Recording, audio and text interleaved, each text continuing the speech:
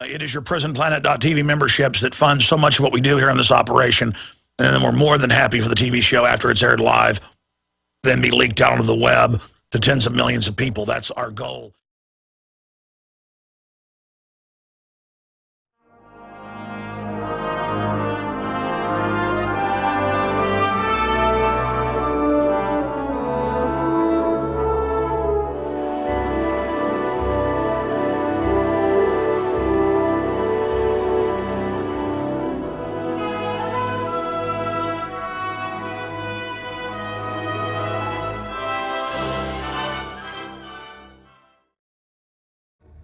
Ladies and gentlemen, we are live. Thank you so much for joining us today. Almost didn't make it into the studio here for this segment because I was so busy going over news and big developments that are unfolding. We're going to be here, obviously, for the next 3 hours today, and we have several big guests joining us. Lew Rockwell, the former chief of staff of Ron Paul, will be joining us to talk about the ongoing firestorm over Rand Paul endorsing Mitt Romney, happily, in his words, and the response by some of the Ron Paul establishment politicos. Tom Woods, who is good friends with Ron Paul, speaks at many of his rallies, put a video out yesterday saying there needs to be a top-down analysis of Campaign for Liberty and pointed out the head of Campaign for Liberty, and I didn't even know this, I went and looked it up, it was true, actually doesn't think we should be involved in foreign policy, constitutionalist, and we should just get Ron Paul and all of it out of the business of criticizing these wars. And he said there should be a top-down, we're going to play that video here in a moment, a top-down look at it and that the head of it should be removed. Now, we called him up this morning and he said, look, I think I've said enough. I'm going to just wait and see. I trust Ron Paul is not going to endorse Mitt Romney. If he does, it's going to pretty much destroy him, folks. And everybody is sitting here in horror because there are some rumors fluttering around at high levels that it's being considered. And as Ron Paul supporters, as admirers and supporters, it's our right, it's Tom Woods' right to come out and say, hey, we're concerned. And people are going, yeah, I keep getting weird neocon mail from Campaign for Liberty and from Rand Paul and Ron Paul's groups promoting people, and you go look them up, and they're Council on Foreign Relations, they're pro-war. That's why the dam broke. Look, Rand doing that really just made a bunch of concerns break. Now, we've got other huge world news going on, and I'm going to cover that first here today because in the second and third hour, we've got Governor Gary Johnson coming on. That'll be open phones. Lew Rockwell's coming on, specifically calls for him, so I'll open the phones up with Lew Rockwell and Governor Gary Johnson, specifically for questions for both those men. We're not just going to be talking about Ron Paul all day and Rand Paul. But this is a big deal because the Liberty Movement is beginning to win, getting 70+% of the military's donations. I mean, that shows that the idea of fighting the globalists, restoring the republic, cutting taxes, defending the family, Second Amendment, states' rights, nullification, getting us out of the UN, auditing and abolishing the Federal Reserve. We understand Ron Paul's in a dangerous position pushing all that. So he went from let's get rid of the Fed to, well, let's audit it and then maybe get rid of it.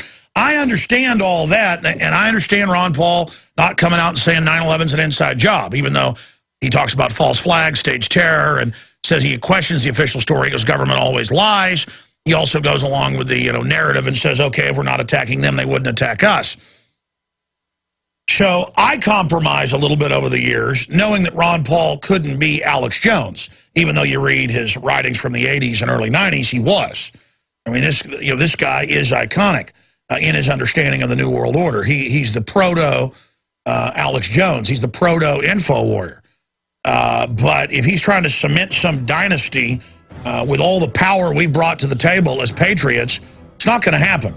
I had Chuck Baldwin on last night on the Nightly News, who Ron Paul endorsed when he couldn't win in the 08 election instead of McCain, and he was saying this is devastating what's happened. And he believes Ron Paul will not endorse Mitt Romney, but basically said it will be like a nuclear bomb going off in the Liberty Movement if he does. Tom Woods has said the same thing. Tons of news coming up. Stay with us. I was thinking last night and this morning just how crazy it is that everything that we've talked about year after year that was coming under this global corporate fascist world government is now beginning to actually unfold. I mean, we have been so dead on, so accurate, because the globalists think the public isn't paying attention, and most of the population of the planet isn't.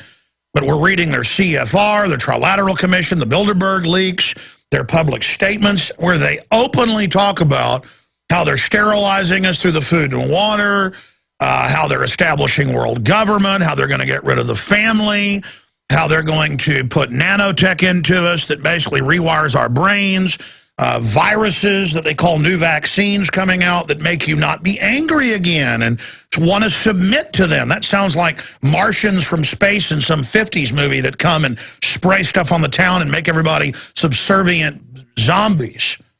It's all being looked at. It's all being done. Yesterday, we saw KXAN TV report on a Army Department of Defense UT test outside Austin, out in the hill country, that blew up a laboratory and fired railgun shrapnel, high-speed projectile into someone's car, basically blowing the car up and injuring them. And I sent reporters out yesterday to look into it. I'm just going to leave it at that. We've got to put the report together, but this is the kind of thing I'm worried about SWAT teams busting in here any minute. And by the way, the FBI's been here repeatedly, the Secret Service. I mean, they've tried to shut us down before. My wife said the phones have got to be tapped. They were flipping on and off this morning and clicking, and you pick the phone up and somebody'd be talking. So I've gotten calls before, and they've said, we're listening to you. You know, you just said this. My wife has gotten calls repeatedly where they tell her what she was just talking about with her parents or with me on the phone to freak her out. But the phones were clicking and going wild.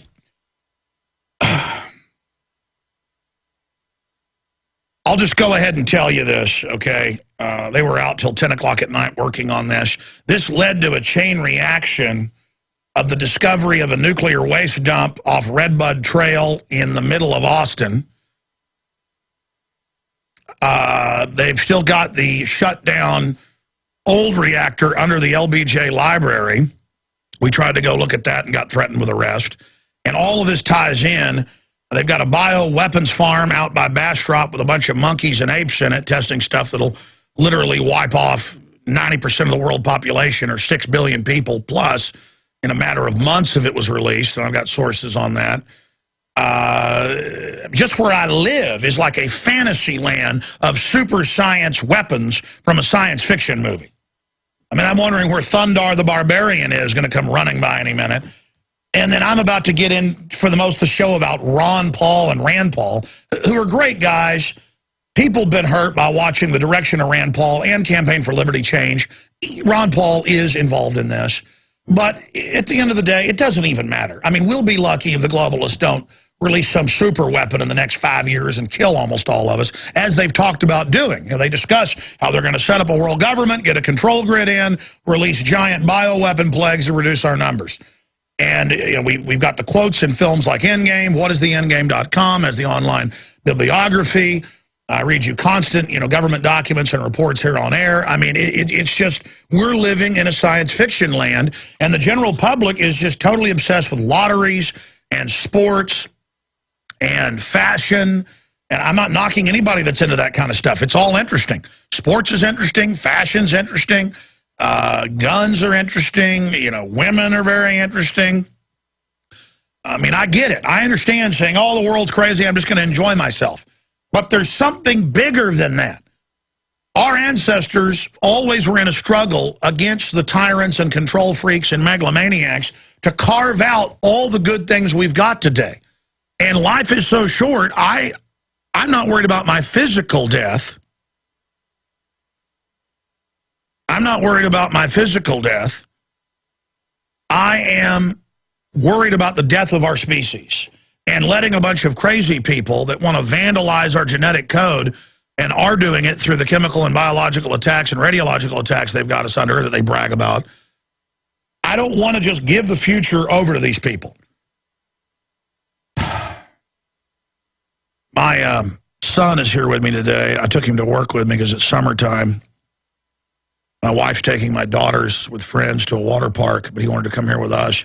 And I promised him I'd take off work early today and let Aaron, or I think Darren McBreen's doing the nightly news tonight, and I'd take him out and do some stuff today. But, you know, once I go ahead and release the information, my gut tells me I need to, about the nuclear waste dump hidden in the middle of Austin, and the nuclear reactors and all the rest of it. And remember, they just declassified a few years ago that in Southern California, they had that sodium salt reactor meltdown bigger than Chernobyl in, 59, and that was kept secret until just a few years ago. In fact, guys, that's NBC News. Will you guys print me just California reactor meltdown kept secret, and that should bring it up.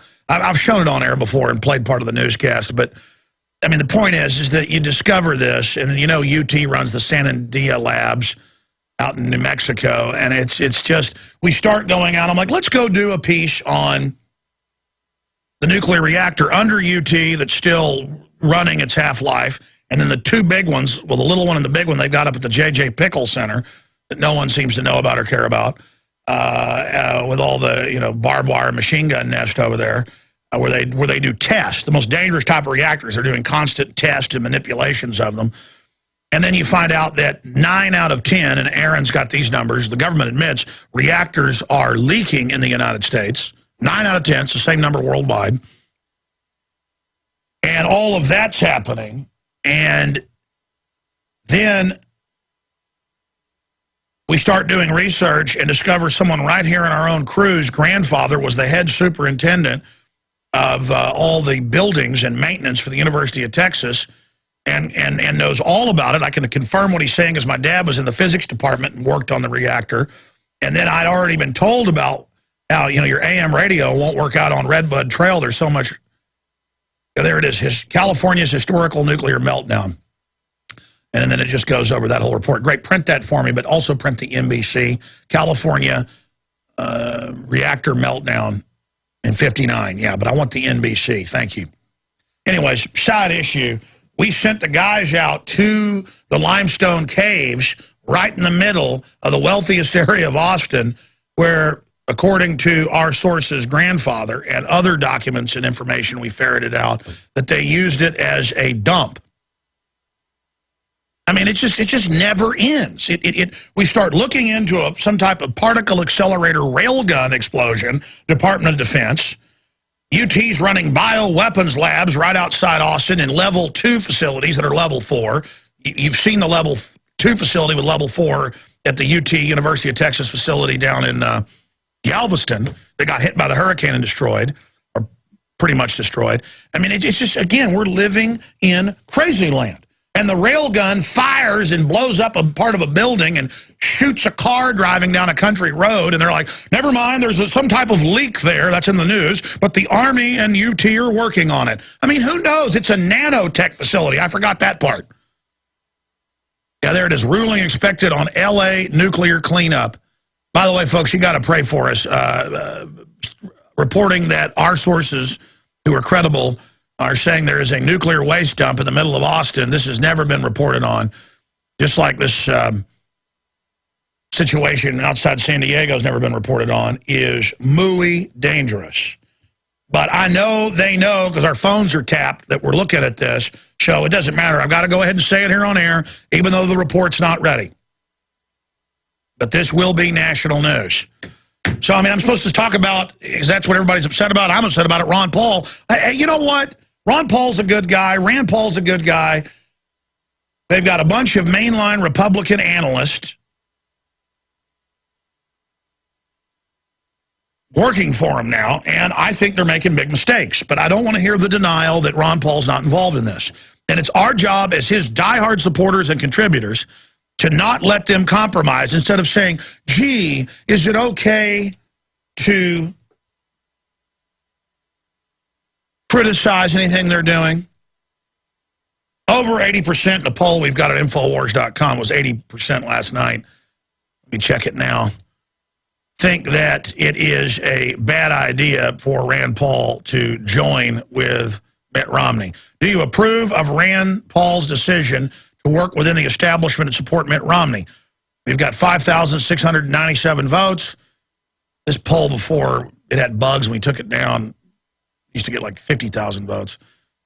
Not this particular poll, but I mean the old poll system we had. This new one people don't use as much. People should go vote there. It's at the bottom right-hand corner of Infowars.com.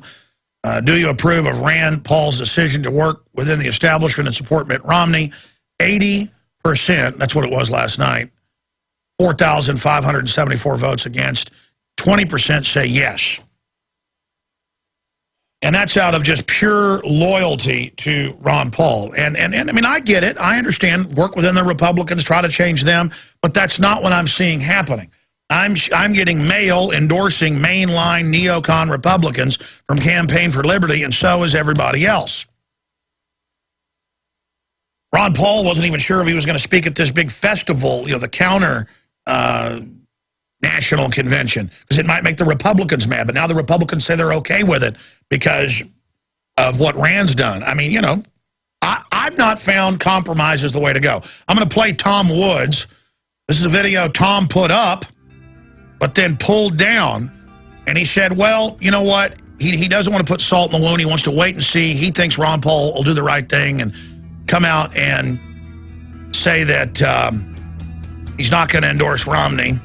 We invited him on the show. He's been on before years ago. And he said he'd come on later, but he's not going to come on today. Well, you know what, Tom? You put the video out there. We've got it. We're going to air it here coming up because what you said was very eloquent and took courage. We'll be right back. Tonight on InfoWars Nightly News, we're going to show you footage of the sealed caves over off Redwood Trail at the old dam where in the 60s and 70s and right into the 80s, the University of Texas dumped radiological waste from the nuclear reactor. According to the former head of operations at the University of Texas, head of the campus facilities. And I know about the reactor. I know about all the secrecy. They even tell students at UT there's not a reactor, still going through its half-life phase underneath the LBJ library and museum. Yeah, the Presidential Library Museum. First one in the country, by the way, was for LBJ. They built it on top of a nuclear reactor and took there's also underground tunnels under there. I've confirmed that separately that are connected out to Bergstrom, where was the former SAC base. The Hilton Hotel out there, a circular hotel, is the former SAC command base for much of the United States. There's a whole bunch of secret stuff around here. I live here, and you need to understand, folks, this is happening all over the world, not just here in the U.S. There are giant black projects, secret programs happening. Some of the other news coming up, and then I'll get to the Tom Woods video ahead of our guest joining us. I remember Kurt Nimmo writing this article yesterday from European, Russian, and Middle Eastern sources. Russia denies sending helicopters to Syria, says West arming rebels. But there are news articles out today out of the Financial Times and others saying that Russia defends arms sales to Syria. But it turned out they just make that up. Here's the New York Times reporting today. And again, Kurt's for InfoWars yesterday said it wasn't true. People got mad at him in the comments and said he was a Ruski agent or something. Last time I checked, folks, it isn't the Ruskis that are got drones in the sky and putting sodium fluoride and radioactive isotopes in my water. Last time I checked it wasn't the Ruskis that run the Federal Reserve. If the Ruskis do anything to America, they can go straight to a place where the sun don't shine, okay?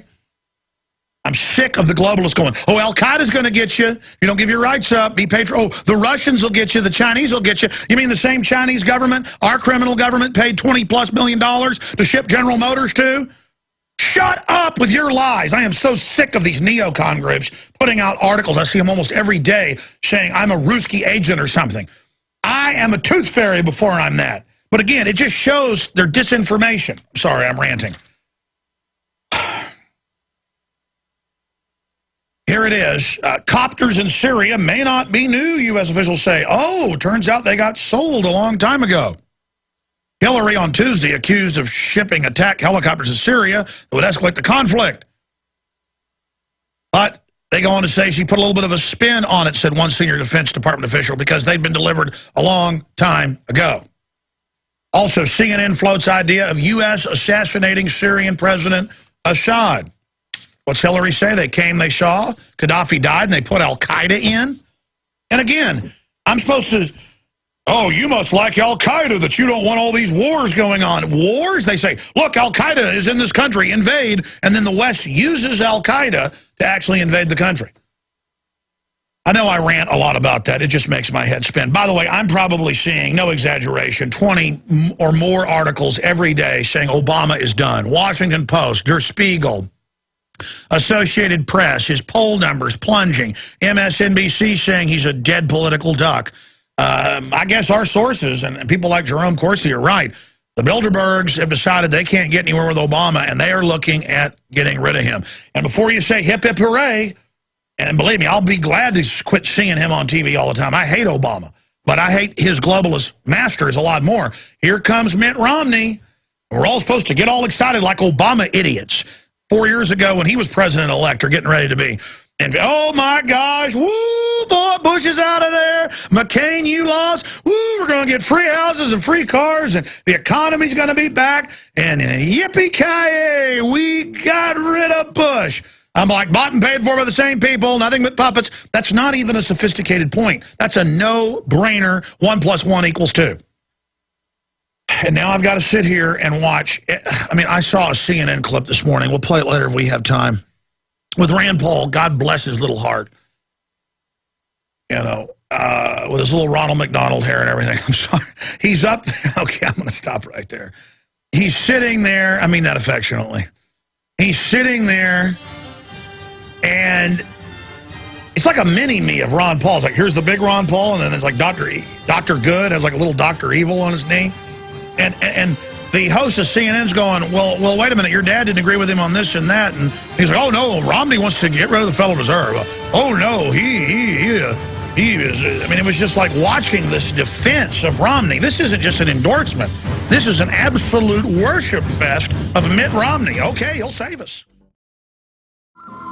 Okay, this Austin nuclear reactor story is so important, and it fits in with UT having big labs out in the University of Texas in New Mexico, has a bunch of big labs.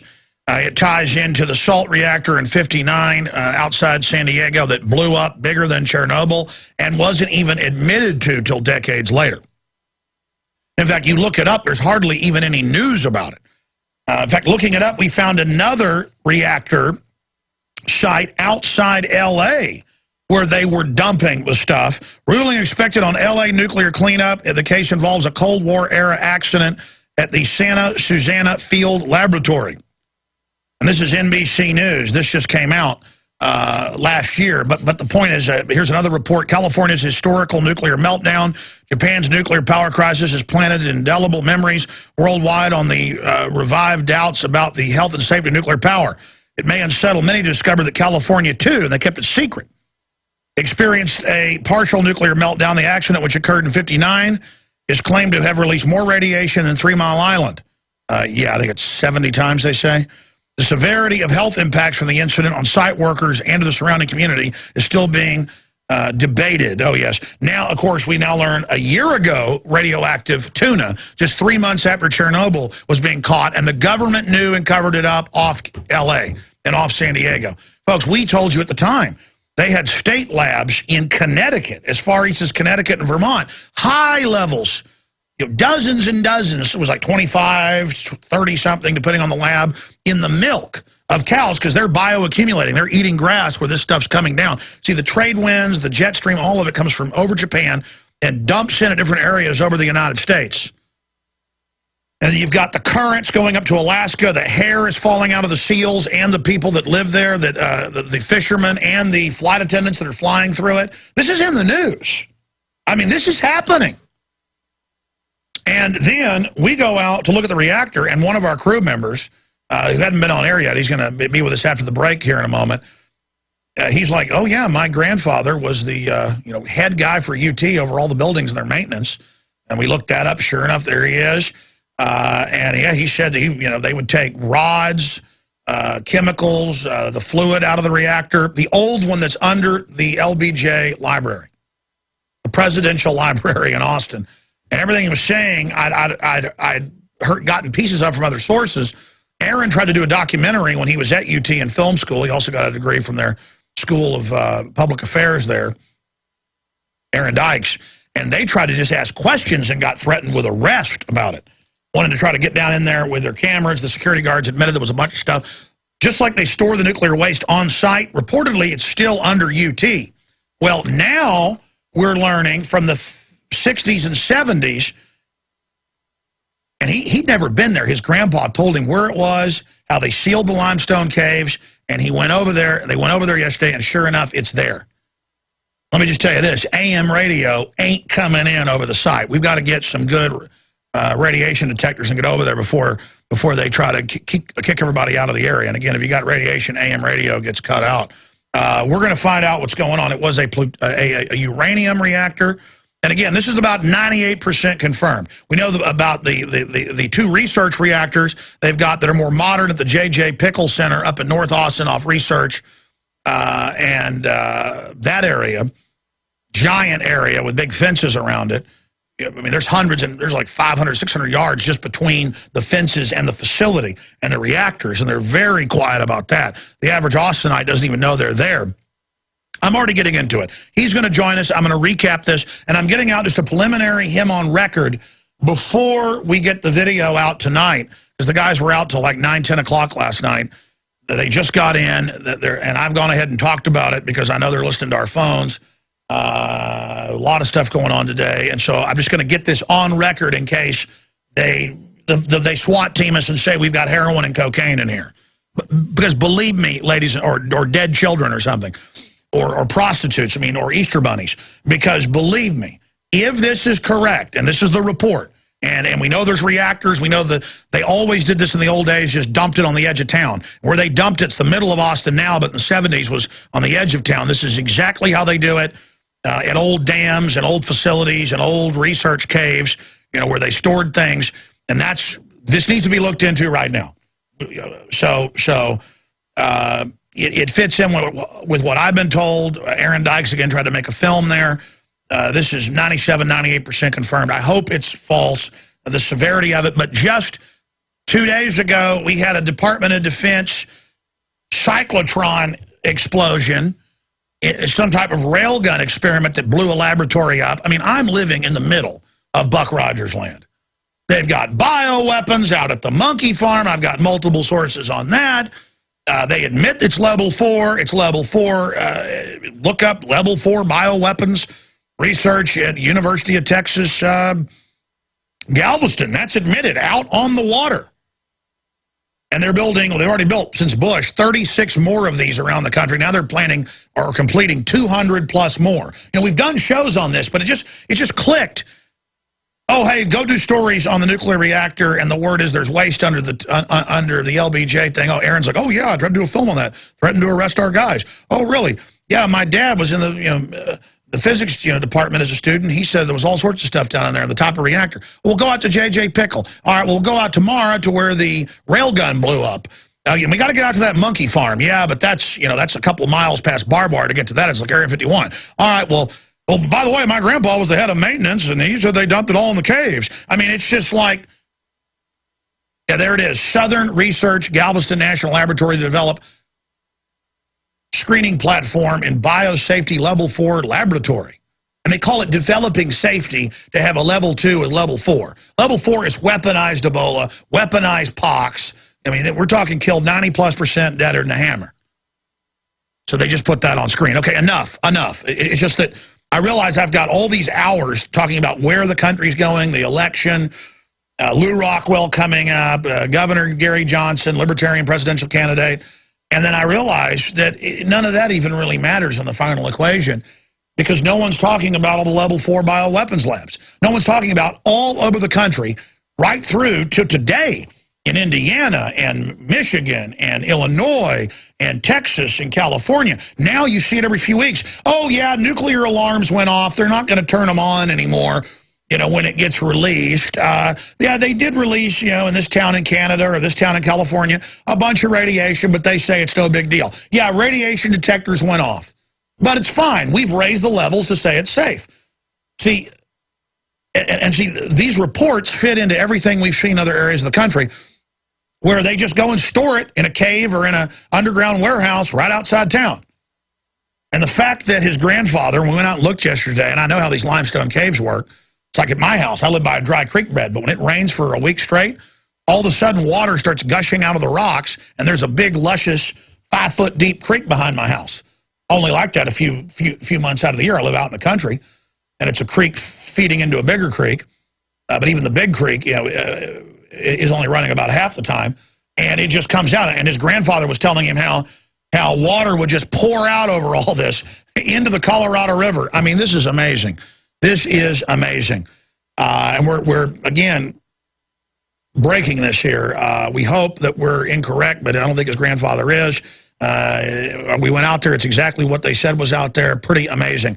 Okay, let's go to this. Tom Woods is a researcher, an author, friend, confidant of Ron Paul, speaks at most of his big events, and he's a man of conscience like Ron Paul, who is a constitutionalist, who loves liberty, who understands the New World Order, who understands dependency.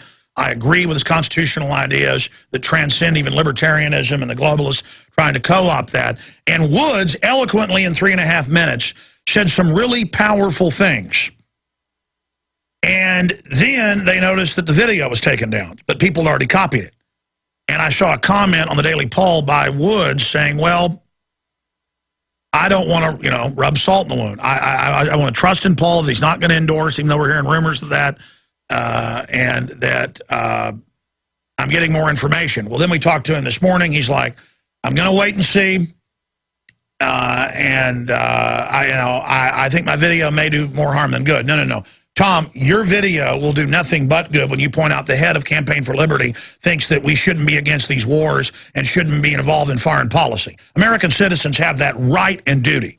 Ron Paul is dead on. That's the heart of what you're saying. There should be a top-down review of all these big, famous neocon operatives who say on the Campaign for Liberty site, I'm a seasoned operative. They call themselves that. We don't want that. We want statesmen. We don't want compromise. We want principles. We don't want business as usual. That's why Ron Paul was loved. And if Rand wants to make the mistake, and look, Rand Paul is out today saying you got to have a warrant for drones. He wants a federal law. Those laws are already in place. Just enforce them. Good job. He's saying don't arrest Amish for selling milk. Let people buy raw milk. He's out fighting the Federal Reserve. He's doing a great job. It's that we love you guys, that we don't want to see you co-opted. And we're coming in trying to drag you away from the hyenas.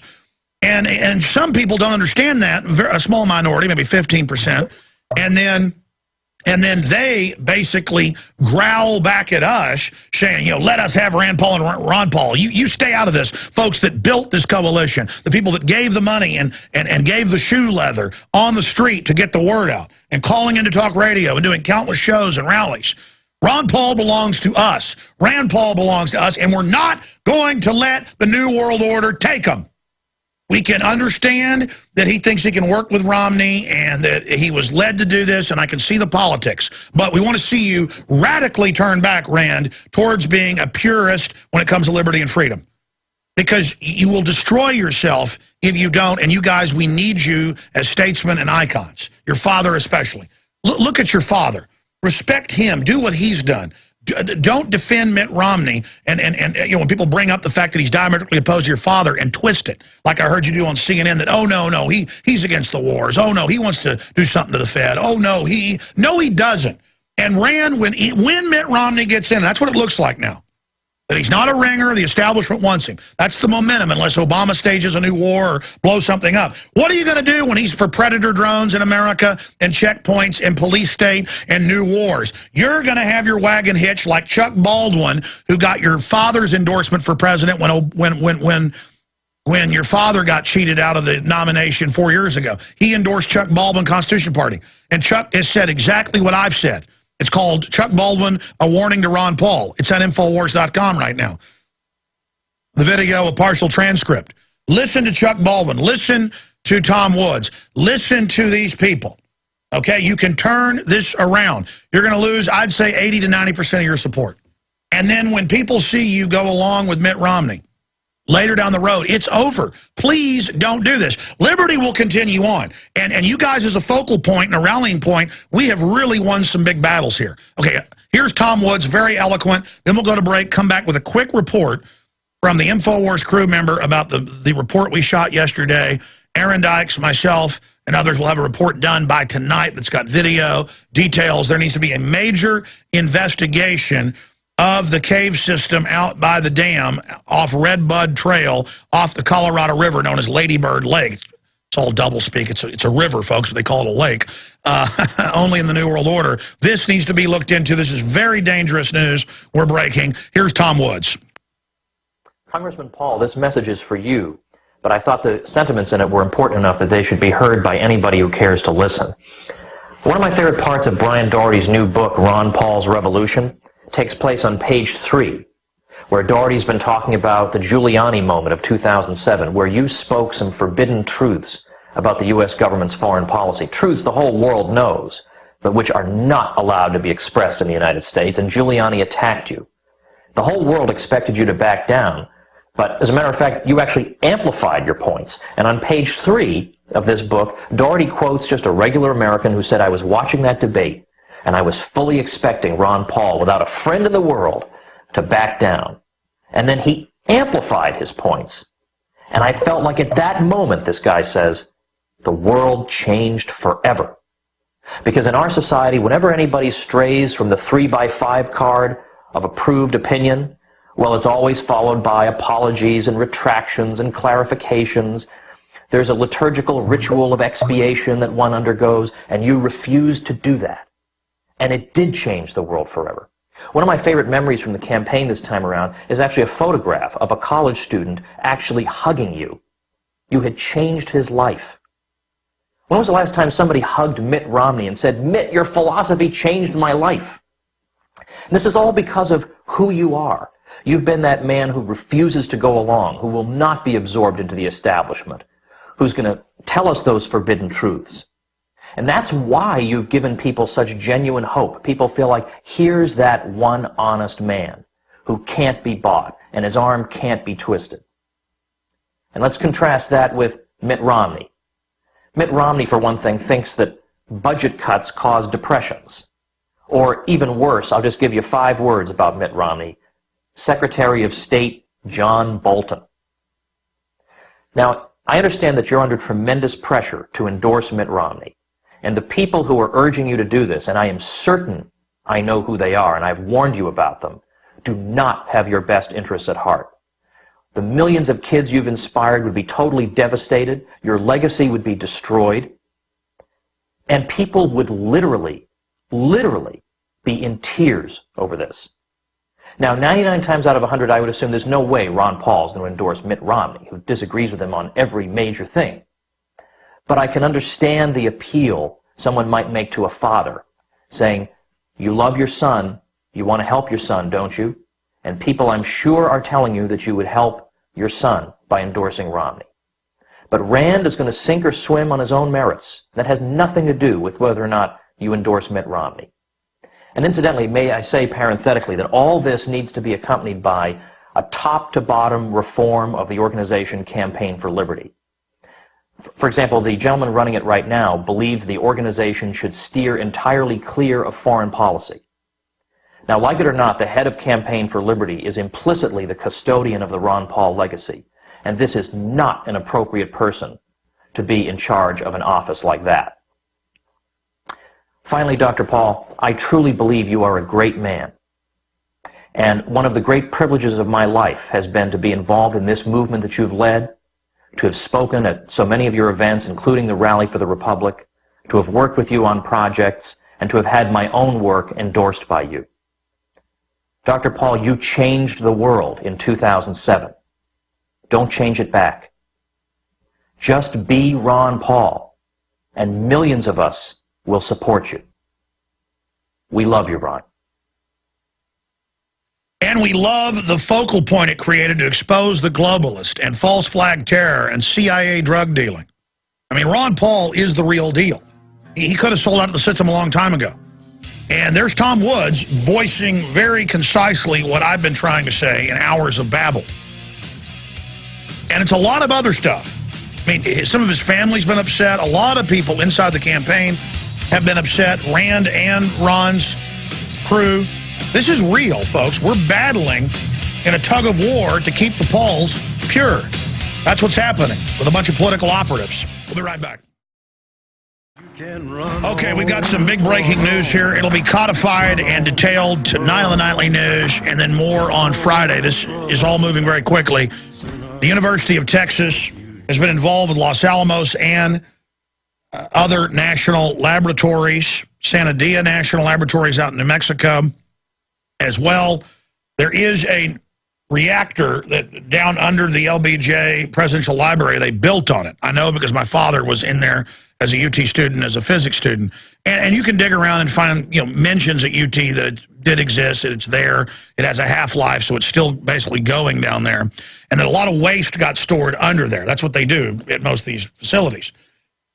But then we went out doing a report on this in more detail, and Chris Oden, his great-grandfather was Benjamin Ellis, and he was the superintendent of facilities for 20 years of all the big UT headquarters campuses here in Austin, Texas. And he had always told him over off Red Bud Trail by the dam that there was a area where it was rods encased in concrete, fluids, barrels, and that they put it in there and walled off these caves. In your own words, tell us about this. Chris Oden, who happens to work for us, we're all doing a report on this. He's like, well, hey, my great-grandfather actually, has even more on this. And this is standard for these facilities built in the 60s and 70s, is they would just go stick it somewhere on state property or on city property. And so if this is indeed true, and I'm sure his grandfather's being accurate, we need to look into this. We need to know about this. Tell us the basics of this, Chris. Well, basically, to my knowledge, what my grandfather disclosed to me is that for a number of years they had attempted to get rid of waste in East Austin, and that area was growing very fast, and they'd found a area in the large caves in South Austin where waste was disposed of. It wasn't necessarily my grandfather's idea, but his job was to oversee transportation, Sure. I mean, we're not throwing him under the bus. I mean, he just knew about it. Absolutely. And a number of other people did. I remember my grandfather, his son-in-law, telling me the same stories, and he used to explore the caves when he was a kid. And get closer to that mic for me. It's a little bit low. He explored the caves when he was a kid, and they had closed them off sometime in the late 60s, early 70s, systematically. I've explored caves in the side of cliffs like Airman's Cave here in Austin. Those that are thin enough to get into it can go for hundreds of yards, if not miles, into the cave network. There's giant honeycombs. There's underground cenotes. Some of the biggest caves in the U.S. are actually underground. Absolutely. Some of the biggest populations of Mexican brown bats.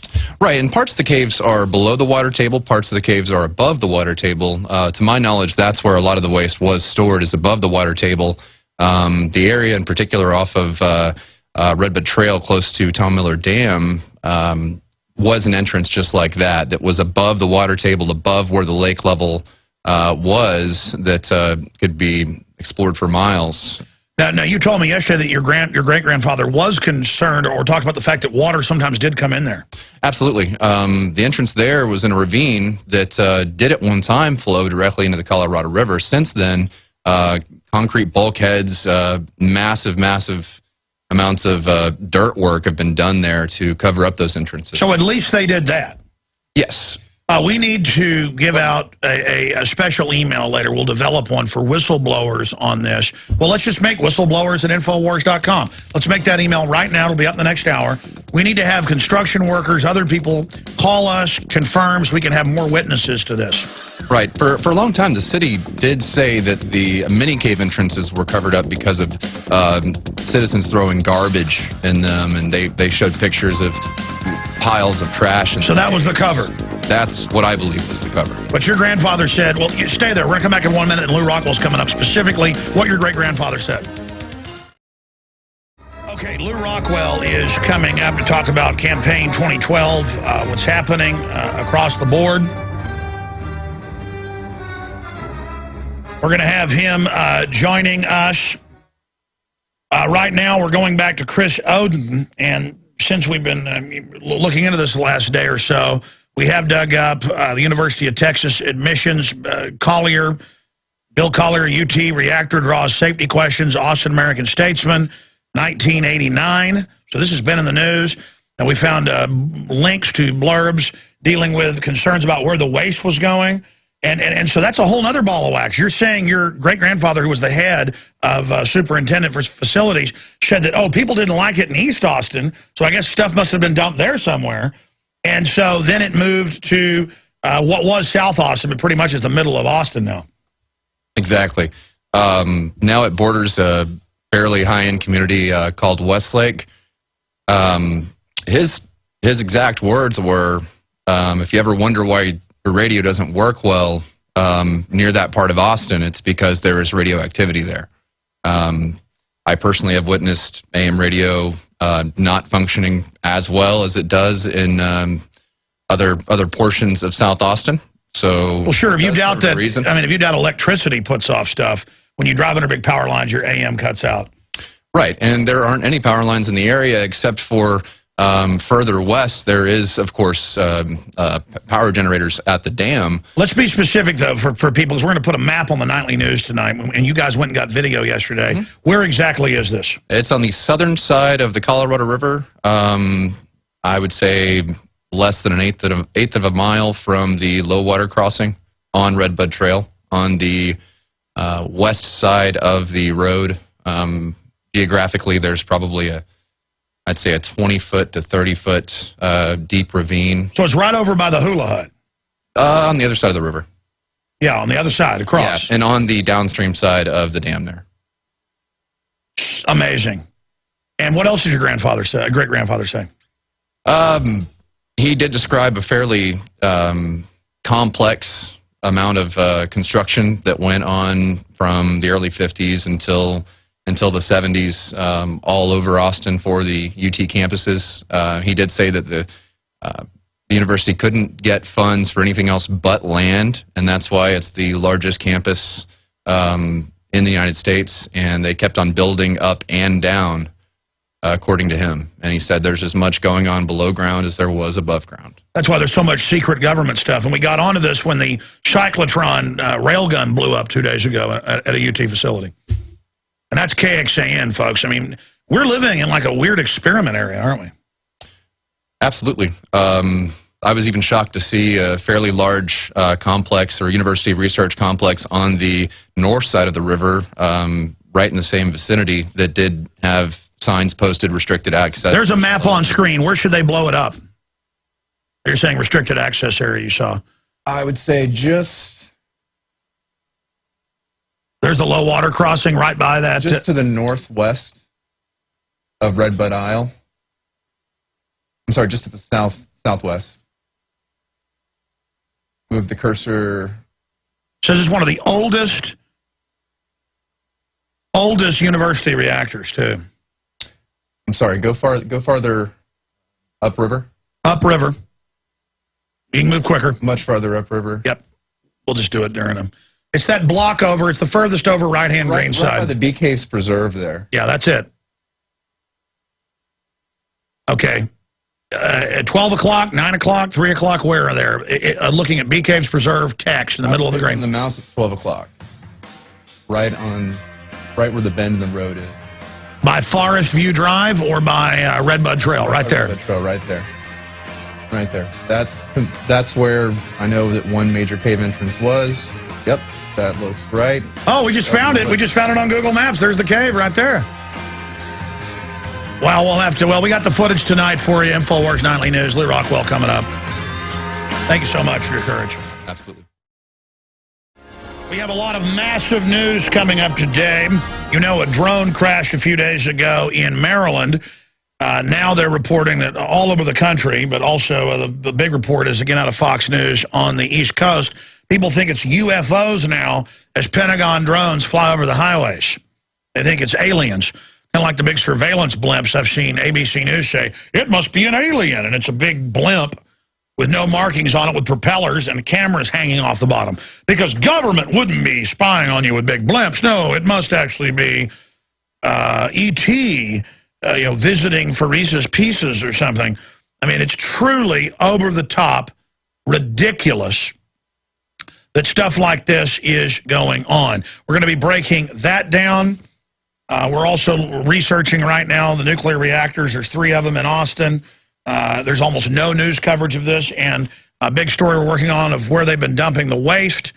We're also going to be getting into the bizarre White House reaction to John Bryson's 3 hit-and-runs. Well, 2 hit-and-runs on one group and then another hit-and-run. A lot of bizarre behavior on that front. We're going to look at the ongoing meltdown in Europe and the incredible announcements that they're going to restrict ATM withdrawals and impose border checks. So people can come into the euro, but when you try to leave, they're going to impose capital controls. TSA is already doing this, trying to take people's silver and gold, asking about wedding rings. This is in the news, downloading what's on your laptop computers. Everything we've seen in third world dictatorships or Nazi Germany, it's amazing. Now, in a moment, we're going to a man who needs no introduction, Lew Rockwell of LewRockwell.com, head of the Austrian School of Economics group, the von Mises Institute.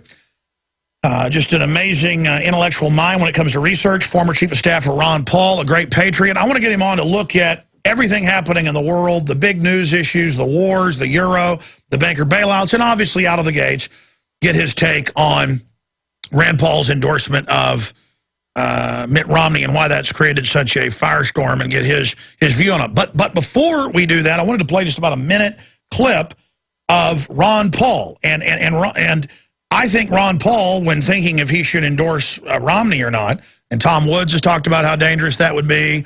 I had the guy that Ron Paul endorsed 4 years ago, the head of the Constitution Party at the time, that candidate. I had him on last night, Chuck Baldwin, to discuss it, and he said, really bad move. Again, Rand can do what he wants, still a great guy. He's fighting drones and the police state and all this other stuff. But if Ron Paul does that, wow, it would be like a nuclear bomb going off, in the words of Chuck Baldwin. I agree. So I want to get the inside intel, if he's been talking to Ron on what's happening, where all this is going in a moment. But first, here is a short clip of Ron Paul when he was conceding that he was going to drop out in 2008, when he talked about endorsing the Constitution Party. Here he is explaining why, when the McCain people called him, he didn't take, even their respectful call, he didn't take their pleas to endorse McCain as a lesser of 2 evils, and he explains why. The full clip is up at Infowars.com. The headline on the video is Ron Paul should listen. Ron Paul of 2012 should listen to Ron Paul of 2008. Here is a clip of that CNN press conference.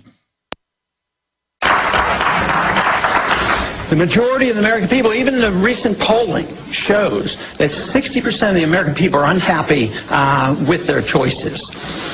If you take the total number of Americans and the percentage that register, then the percentage that vote, and then the percentage that vote for a candidate, you end up electing a president with 32% of the American people.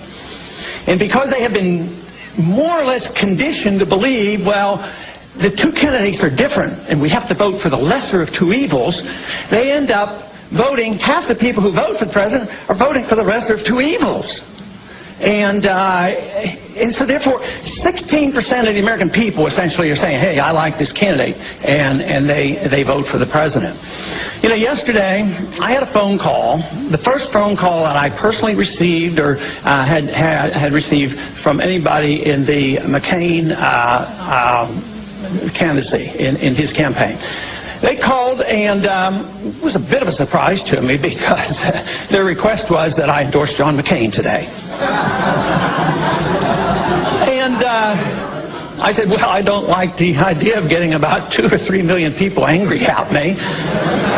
So, but they were serious, and it was a respectful call, and the argument was he would do a little less harm than the other candidate. And, you know, we just don't need to do that anymore. You know, in I believe it was 1988. Okay, that's enough. And I believe he goes on for 7 more minutes explaining why in a down-to-earth, common-sense fashion. So this is why there was horror at Rand. We're not saying Rand's bad. But then some of the campaign-type operatives, people that admit they don't want Campaign for Liberty being involved in foreign affairs or being against foreign intervention. Well, that's the heart of what makes Ron Paul so good, is that when everybody's laughing at him and they have an audience set to attack him, and they say, aren't you for the wars? And Giuliani goes after him. He says, no, I'm not. That's what's so great about Ron Paul. So Rand starts going for sanctions, something his dad says is an act of war. We turn and look the other way because Rand overall is good. Then he does this endorsement. I understand that Rand is not Ron, but the machinery of Campaign for Liberty is behind Rand and going with the Rand brand. So we are saying, as the people that brought them to the party, because Ron Paul's such an amazing person, and people like Lew Rockwell as well, they're helping him for decades, 30, 40 years, that we're allowed to say, hey, we don't like the direction things are starting to go in. I saw an editorial put up by one of their folks saying, you know, that we're dumb and that we need to learn two things to grow up. No, I have grown up politically. Okay, now joining us is somebody who grew up a long time ago, and that's Lew Rockwell, LewRockwell.com. Thank you for sitting while I went over that video. Lew, what is your take on all of this and the firestorm that has been created? I think overall it's good because it lets some of the forces, kind of the mainline Republicans, trying to take over Campaign for Liberty know that we the people aren't going to let that happen. What's your take? Well, first of all, the Ron Paul that we see in that clip from the last election is the same Ron Paul that I met in 1975. He's the same Ron Paul today. He's not changed. This is, of course, one of the things we love about him because he is so consistent and his principles are unchanging. He's not going to endorse Mitt Romney any more than he endorsed George W. Bush, any more than he endorsed John McCain. These guys are all fascists. They're all, you know, in favor of all the wars and the police state and all the horrible things that we're seeing come to pass before our eyes right now, whether, as you say, the blimps over Washington and the people think are aliens, when of course it's actually the government that's the alien. So we have no worries about Ron Paul sticking to his principles. I mean, I don't understand how anybody could think otherwise about Ron Paul. He's got a very long record. He does not. He doesn't sell out. This is not Ron Paul. This is why, by the way, he's never had a big political career. You know, he doesn't do that. You scratch my back, I'll scratch yours sort of thing of regular politics. He's not a regular politician. He's unique. And for those of people who want to be involved in politics, I make an exception for Ron. But otherwise, I think politics is a snare and a delusion and corrupting and a horrible. It's part of the government, after all. So therefore, you know, it's evil. But Ron Paul's never been part of that. He never has played those games. I'll vote for your pork barrel project, you vote for my pork barrel project. All the stuff that goes on in regular politics, he has never taken part in it. He never would take part in it. And that's why, you know, this guy Romney, he's like the total opposite of Ron. I mean, he's a guy for all the concentration camps, the torture, all the wars, more wars. He's a neocon, he's a fascist, he's a corporate statist, he's a police statist. You know, he has a nice suit. That's about all you can say about Romney. He's got nice hair, too, something I appreciate in other people. Me too. But that's about all you can say for Romney. Romney is a monster. Mitt Romney is a very bad man. Ron Paul is not going to endorse a monster. It's just not going to happen. And nobody should think that. Nobody should worry about it. I know you're a classy guy and don't want to throw stones, but I really want to see Rand rethink this idea that we're going to change the mainline Republicans by compromising with them. I mean, I understand what he's saying intellectually, politically, but also I understand that that way leads to ruin. That's how you join the dark side. And what you said about Mitt Romney, I mean, he makes Bill Clinton look truthful. I mean, he is such an incredible, not even a flip-flopper. He is a total deceiver. And again, I'm not going to support Obama or him. It's so crazy. I mean, you understand why people are pretty upset right now, because I understand Rand is not Ron, but Rand was sold to us like he was. Well, I don't know I think if people had paid attention to what Rand said about himself, you know, he said from the very beginning, I'm not a libertarian. He's, of course, a far more traditional politician than his dad. And I'm sure he's the best guy in the Senate. And we should compare him to, you know, Jim DeMint or Chuck Schumer or people like that. Nobody compares. There's only one Ron Paul. Ron Paul's unique in all of American history. And I noticed, you know, there are other candidates, congressional candidates and other people who claim to be another Ron Paul. No, but he is the most famous congressman ever known. Oh, well, of course he is, but he's never had a normal political career because he doesn't play these games. Why doesn't Rand see that? Well, Rand's he's a different person. But you're asking me, why isn't Rand his dad? Well, he's not his dad. Nobody's his dad. And we have to judge Rand on his own. Well, I respect my dad. I try to be like my father. I mean, if you have a great, wonderful father, why wouldn't you want to be like your father? I don't understand. Well, I must say I had a great, wonderful father, too, and I do my best to live up to the example he set. In fact, my first political memory is of my dad putting a Taft for President button on my coat. So my dad was a strong Taft Republican, the sort of the Ron Paul of an earlier time, although not as good as Ron, but more like Ron. Well, stay there, sir. We're going to come right. Of course, Rand does respect his dad. Okay, good. Lew Rockwell, stay there. LewRockwell.com. Really appreciate him joining us. His Skype looks like $1 million if you're watching at prisonplanet.tv. We'll be back with more.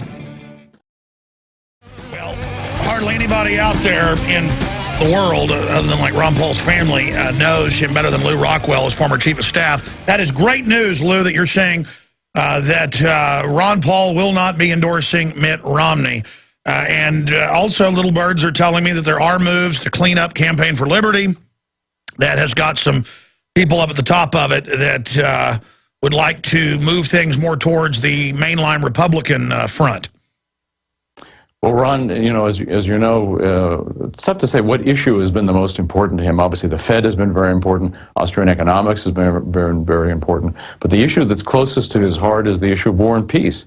There have been millions of people murdered in just these recent wars. Who knows how many have been murdered throughout history.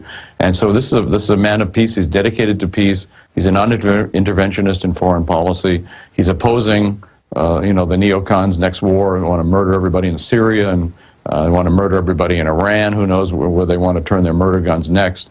So again, we can count on Ron Paul. Whether there may be some people who are not interested in these issues, I think that's highly unfortunate. I agree with Murray Rothbard that the question of war and peace is the key issue, especially when the wars are going on. It's what grows the state. It's what suppresses dissent, and of course, it builds mountains of corpses. So Ron Paul is dedicated to that issue, and I think it's unfortunate there are people who aren't. Foreign policy is so important. Obviously, the domestic policy is important, all the fascist policies of the government and all the other things we're on fights against. But he is a broad-spectrum guy, and he's right that that all these things are so important. Again, the Fed, monetary policy, what the banksters do to us, the growing police state, states' rights, absolutely, decentralism. In my own view, of course, the U.S. government, the United States is far too big. Aristotle thought that if you had more than 50,000 citizens, you would lose your liberty in a city-state. Certainly, you can't have a free country the size of the U.S. It can't work. When you have a government seeking to control a territory the size of the U.S., then of course it brings on tyranny. So yeah, in my view, I'm not speaking for Ron Paul, of course. I'd like to see the U.S. broken up. I'd like to see the states separate. Even the states are probably too big. I'd like to live in a city-state myself. So the smaller the governments. Hans Hoppe makes this point about Germany before the Treaty of Westphalia, when there were like 700 little political entities that comprised Germany. They all had the same language and much of the same culture and so forth, the same sort of national identity, but they were politically separate. That's freedom. I mean, that's the way it ought to be. Well, there's historically, that sounds radical, but it's not. It creates firewalls to tyranny, and it creates diversity of choice.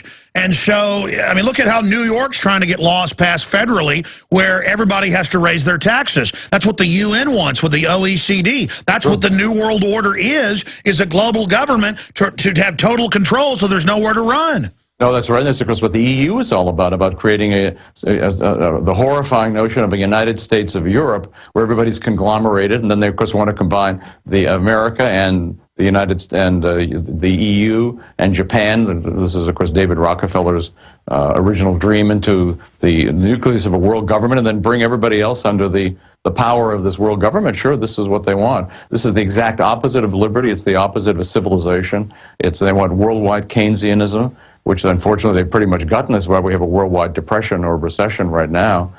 So yeah, the fight for states' rights, which Ron Paul is just great on, and decentralism is the fight for liberty.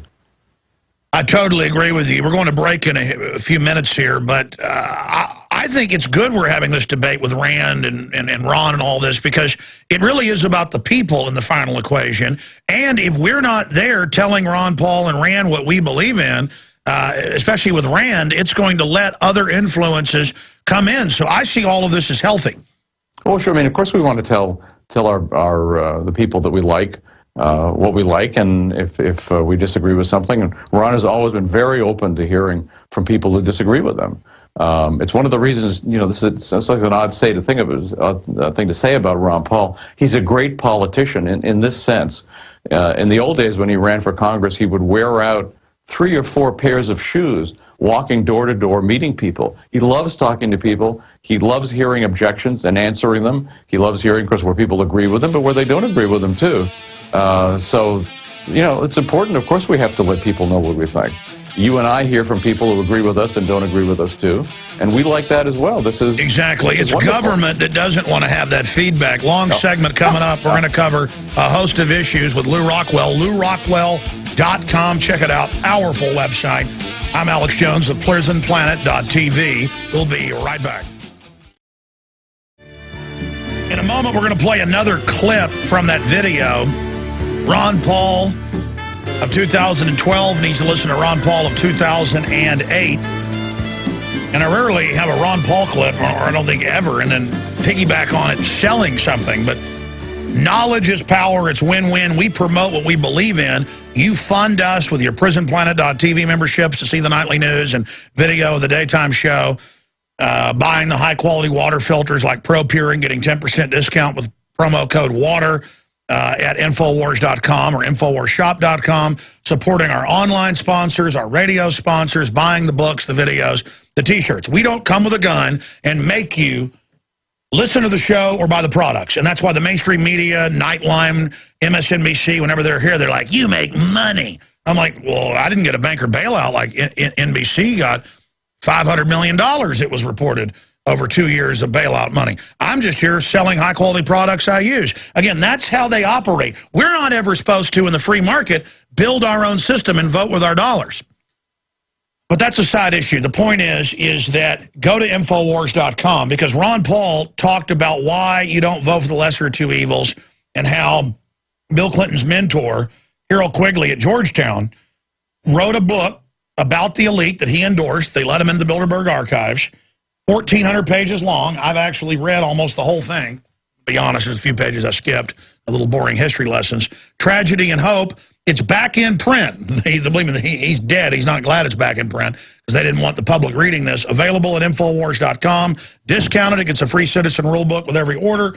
And back in print because they sold out all the ones that were printed back in the 70s. None dare call it conspiracy. The book that crystallized my awakening at about 13 years old, when a couple of these were on the bookshelf, because one of my dad's John Birch Society buddies was always bringing them by.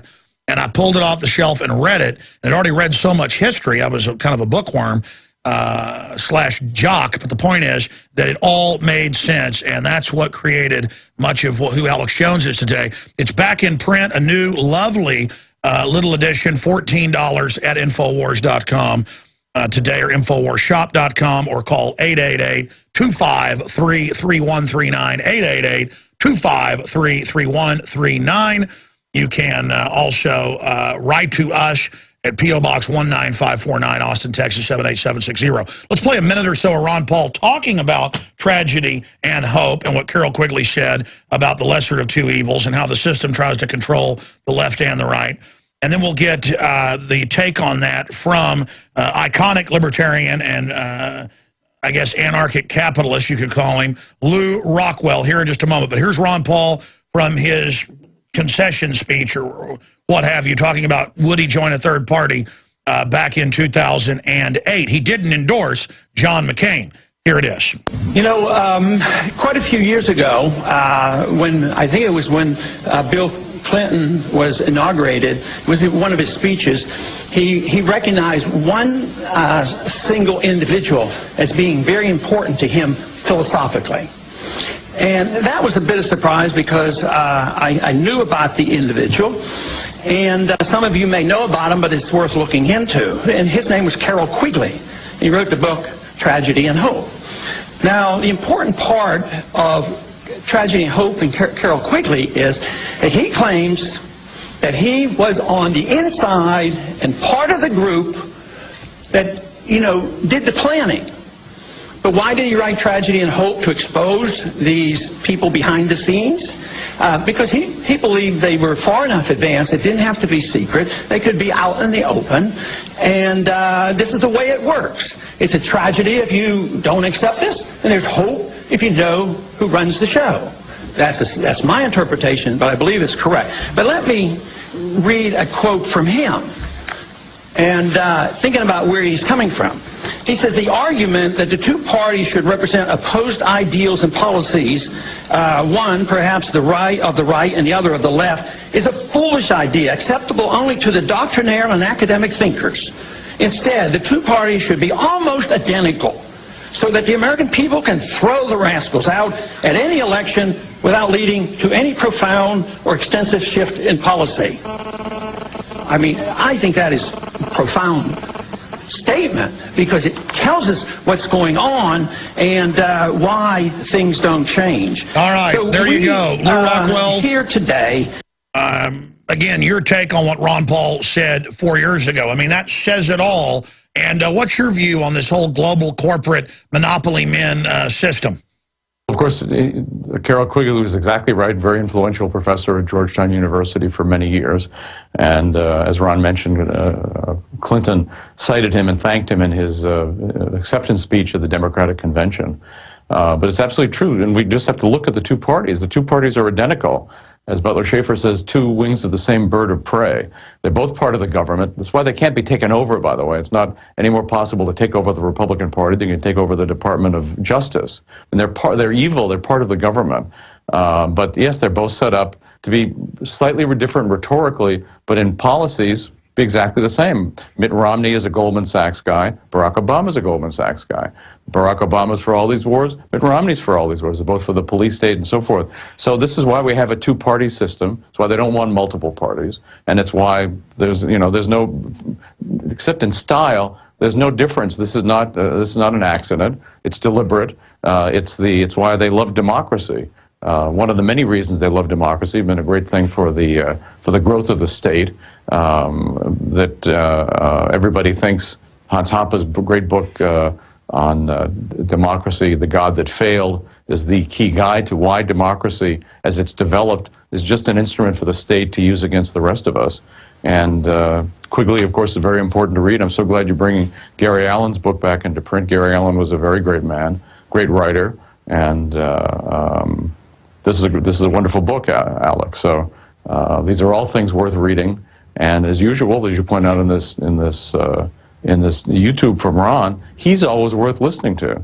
That's true today. It was true 30 or 40 years ago. It was true when he first got into public life in reaction to Richard Nixon's closing of the gold window and imposing price and wage controls on the economy in 1971. He's the same guy, and he's a sure guide to all this sort of thing. And look him up on YouTube. Of all these, he's got many YouTubes from all his earlier campaigns, from his congressional speeches. They're all worth listening to. And he's just but again, don't expect anybody else to be Ron Paul. There's only been one Ron Paul, and I would say that even though I support Ron Paul in all his, in everything he does in terms of his political races, politics is a snare and a delusion. I mean, there's only one Ron Paul. Maybe there will be somebody else in the future. We can't rule it out. But there's only one of these guys in 200 years, so they don't come along very often. And we should appreciate what we've got. We should support him, read him. Author of many important books. He's also a great intellectual. I mean, this again separates him. He's a reader. Separates him from the people in politics who aren't readers, who aren't intellectuals. Oh, I got to tell you, I've interviewed Ron. Tells him to do. I mean, I've interviewed Ron more than 150 times or so. It might even be 200 if you count out on the road, my crew asking him questions, and my reporters probably more than 200. You can ask him something that just broke that day that's pretty obscure, and he knows about it. I don't think I've ever brought anything up to him that he didn't already know about, and then he'll know about stuff I don't know about. I mean, he's just such a voracious researcher. It's like even in that piece where the Sacha Baron Cohen tries to corner him in there in the room, Ron Paul's sitting there reading the newspaper. I mean, I guess that's all he's doing is researching. He reads all the time. He's got a huge personal library. He's read it all. I mean, he's read our enemies. He's read all the good guys. It's why he's he doesn't, you know, he's a medical doctor, but he might as well be an Austrian economist too. He's read everything. He's read thoroughly in history and in political philosophy and many different areas, investments and so forth. I mean, he really is a Renaissance man, and he's so different from the other people in the Congress. I mean, you can't. He stands out like a healthy thumb, not a sore thumb, among all those boobs and creeps and crooks and morons and criminals that compose the U.S. government. I mean, he really is. You know, he's the minister in the whorehouse or something. I mean, he's so different, so different from the rest of them. And so there's just one Ron. Lew, I want to shift gears into a bunch of subjects and also ask you what's number one on your plate, your radar right now. But, you know, I get this from people who are on the left. They understand the corruption of government, but they always think they can fix it. They talk about the American system, but you go research it. You know, a lot of that government involvement is actually what ends up causing the Civil War. If you actually go back and look at some of the people that were involved in it, I mean, it just asks for it. The bigger the government, the worse the society. And then I see the criticism, oh, Ron Paul wants you to be high. He wants you to be on drugs because of drug decriminalization. But every drug dealer I've seen interviewed says don't ever legalize them because that would drive down the price probably 500 to 1,000%. I mean, this is 2-year-old level information to understand. And Republicans attack him and say he wants you to be on drugs. Democrats attack him. But you see the American people. I mean, even Pat Robertson says decriminalize marijuana now. I mean, it really seems that people are starting to get it, and that some of the European countries, as you know, that have decriminalized it have seen more than 50% reductions in drug use. It takes the money, it takes the glamour out of it, it takes the poisonous stuff that gets mixed with the street garbage. Look at alcohol, tripled in use, corruption bloomed during 9 years of prohibition. I mean, isn't this an idea whose time has come? And what do you see the critics doing, trying to demonize Ron Paul, yourself, myself, and others that want decriminalization? Well, of course, the demonization is the word, and you know, if there's anybody should be able to tell about Ron Paul, he's Mr. Straight. I mean, he's not. He doesn't use drugs. It's he only started to have an occasional glass of wine when he was no longer in medical practice. I mean, this guy is so straight and so normal and so regular and so principled. He's never used drugs. In fact, he's done a lot of work in his medical career to try to help people get off drugs if they want to. But he understands that, first of all, as Mises pointed out, we have the right to decide what we put in our bodies. This is not somebody else's decision to make. We as adults have this right. And we know that a lot of stuff that the government promotes as wonderful for us, high fructose corn syrup, and go right down the list of all the horrible things that they promote, are actually very bad for us. Probably far worse than smoking a marijuana cigarette. And things like marijuana are actually very good for many medical conditions. But that again, people, as a matter of the control of their own bodies, control of their own lives, have the right to do what they want to do. But of course the government, we always have to remember the government is never, I don't want to shock anybody, the government's not a charitable organization. The government doesn't actually care about you. They want your money and they want power over you. So this is why they want the drug war. They also make vast amounts from all the bribes they get from the drug dealers. But I think more and more Americans are realizing, especially on the medicinal marijuana question, but on many other related issues, that they don't want the government running this. It's made things far worse. Look at, they're destroying Mexico right now with the Bush enforced drug war and Obama enforced drug war in Mexico. 50,000 people dead, the whole country being wrecked. Our country has been largely wrecked. And of course, it doesn't keep drugs out. The people who love the drug war will say, well, what, you want to have drugs? They can't keep drugs out of the federal prisons, let alone excuse me, let alone out of any other place. Well, exactly. So, I mean, they're the ones... They promote drugs use. They promote drug use. Yeah, they're the ones making it more valuable than gold. I mean, it's just a no-brainer. You decriminalize it, takes the money out of it, and crime rates just absolutely plunge. Expanding on this, Lou, has it ever been more obvious that government is gearing up for war with the people? I want to get your take on admitted re-education camps. The Army admitted the document we got a month ago was accurate. They said it's classified. We get in trouble. We're bad to have it. They're admitting that torture. Obama says he'll kill whoever he wants. They're announcing local police to have the Army. The Secretary of the Army has put out a new CFR report saying we want to have Army to respond as SWAT teams in every town, regular Army. We're seeing 30,000 armed drones. We're seeing the head of the CIA come out 2 months ago and say, yes, all the new tech has back doors. We're watching and listening to you without warrants. I mean, it's even blowing me away just how criminal. It's like they're going crazy. Is this an attempt to intimidate us because they know we're waking up, or is this just an orgy of control freaks that think they're unstoppable? I want your expert opinion on that, Lew Rockwell. Well, I think they are, they are control freaks, of course. Everybody who goes into government, especially the people who rise in government, are like this. They like hurting people. They like controlling people, and they want, of course, our money. But they have what St. Augustine called the lust for power, the libido dominandi. They want to rule others. They lust to rule others. They lust to kill. These are bad people. These are not like your next door neighbor. People in government are bad people. But unfortunately, let me point out, every government would like to be a totalitarian government if they could get away with it. It's only the people's opposition that prevents it. And after the whole business of 9/11, the American people's opposition to government tyranny dramatically reduced because they became terrified of the Muslims under the bed and all the rest of the baloney. So when that happened, the government just expands like an evil balloon to take over everything. And the bigger the government gets, the more torturers and people who just love feeling you up at the airport. I mean, this is the government. And so we're in a fight for our lives, of course. On the other hand, I think, and Ron Paul shows this with the millions of kids that he's brought into our movement, more and more opposition is springing up to this. So there's the normal battle, which goes on through all of history between what Murray Rothbard called power and market, between the private society and the violence promoters. We have the people who use violence. Some of them we call criminals, the muggers, murderers, rapists, and burglars, and so forth. Others we call the government, although they have exactly the same moral compass as the murderers, the rapists, and the burglars. And so this is the great fight. So this is the fight we're engaged in.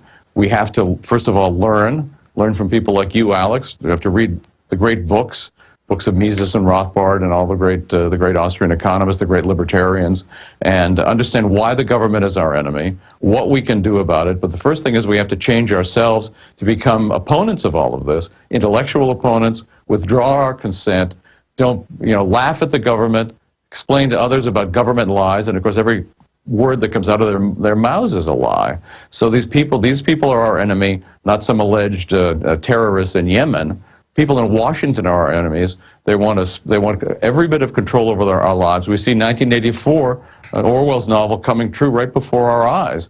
All the stuff that I've fought all my life, you too, Alex, we see it happening at just an unbelievable pace right now.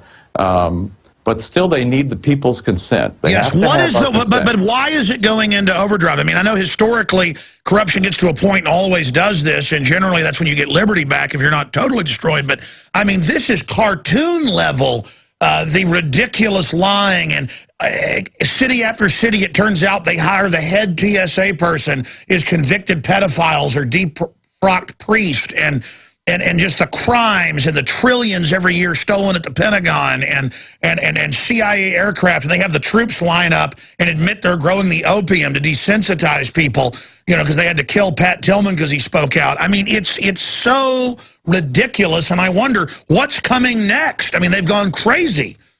Well, one thing we can be sure of, there is nothing beyond them. If they decide not to do some horrendous thing to us, it's only because they haven't thought of it, or they can't get it organized because they're the government, or they think it's not in their interest. But this bunch would never say, oh, we can't do that because it would be wrong. That is never a consideration. So we can expect the worst from them. It's why we have to be the best, why we have to arm ourselves, why we have to, as I said, laugh at them, deny them, undermine them, subvert them in every way we can. It's funny you say that, because every time we put up a TSA video making fun of them, YouTube bans it, but they'll let us put up anything else against them. But literally, they do not like being made fun of. No, and this is an ancient point, that the prince can take almost anything except being laughed at. When they laugh at the government, that's why they ban jokes at the airport. You can actually go to jail for telling a joke in the land of the First Amendment. So but again, you have to first educate yourself. As Albert J. Knox said, about the one thing you can do for the human race is present it with one improved unit. You have to make yourself better. You make yourself better by learning more, not what you get in the government schools or from the government media or the government press releases. All the columnists and so forth are doing nothing but promoting the government line. You have to be radically different. You have to understand what Murray Rothbard said, that the state is a gang of thieves writ large. If you understand that, if you understand the nature of government, you understand that it not only doesn't have your best interests at heart, it's your enemy. It's the enemy of your children. It's the enemy of your future. It's the enemy of all your descendants. It's the enemy of everything you believe in. It's the enemy of your religion. It's the enemy of your community, your home, your business. It is the enemy. So not these guys overseas, not the alleged terrorists, the people who were terrorizing you. Well, I was about to say, taking all your money. It's the government. Sure. I mean, let's just say Al-Qaeda really did 9/11. All Easter bunnies are, real. All of this. Okay, let's say it's real. You got a better chance of a honeybee killing you. They've done national news stories on that than these people. But then it's in the LA Times and it's in the Associated Press in the back of the paper that Al-Qaeda in Al-Qaeda uniforms with Al-Qaeda patches and flags took over Libya, murdered people en masse. Obama said bombing is a peace operation, not war. The Peace Prize winner. Yeah. Again, it's like dark satire. It's like a Kurt Vonnegut novel. And now they're using Al-Qaeda to go in and bomb Syria, blow up police stations. Hillary lies and says Russia's sending them helicopters. Turns out that's a lie. I mean, it's crazy that the government is using Al-Qaeda as their jihadi brigade, as they did against the Russians back in the 80s, and then I'm told, give my rights up, let them grope my wife and children at the airport for people that work for them publicly. Well, sure, and of course, and as you mentioned, the whole Syria thing is a trick. I mean, it's the CIA and the Mossad funding these various so-called rebels who were trying to, overthrow the last non-Islamic fundamentalist government in the Arab world, the last secular Arab government. They did it in Iraq, and Al-Qaeda's coming in. The U.S., like any empire, as the Romans used to say, divide and rule, divide and conquer. So they want to happen in Libya. The U.S. supported Al-Qaeda in the war against the Russians in Afghanistan, supported Osama bin Laden. And so they're using them again in Syria. There's a similar group they're funding in Iran to cause various terrorist incidents. And I know you know this, but people can even see it in the Washington Post from like 15 years ago. It's so amazing that on top of all this, the billions were spent over the decades paying for the textbooks saying kill Americans, jihad this. Our government funded the radical madrasas because they don't want the Arabs who invented mathematics and science to become industrialized to compete. They want a bunch of crazy guys, the bad guys in Team America running around. I mean, imagine the magnitude of that. Well, and then, they want to do the Arabs what they want to do the rest of us, this. And so they want the Arabs backward. They want them ill-educated. They want them economically backward.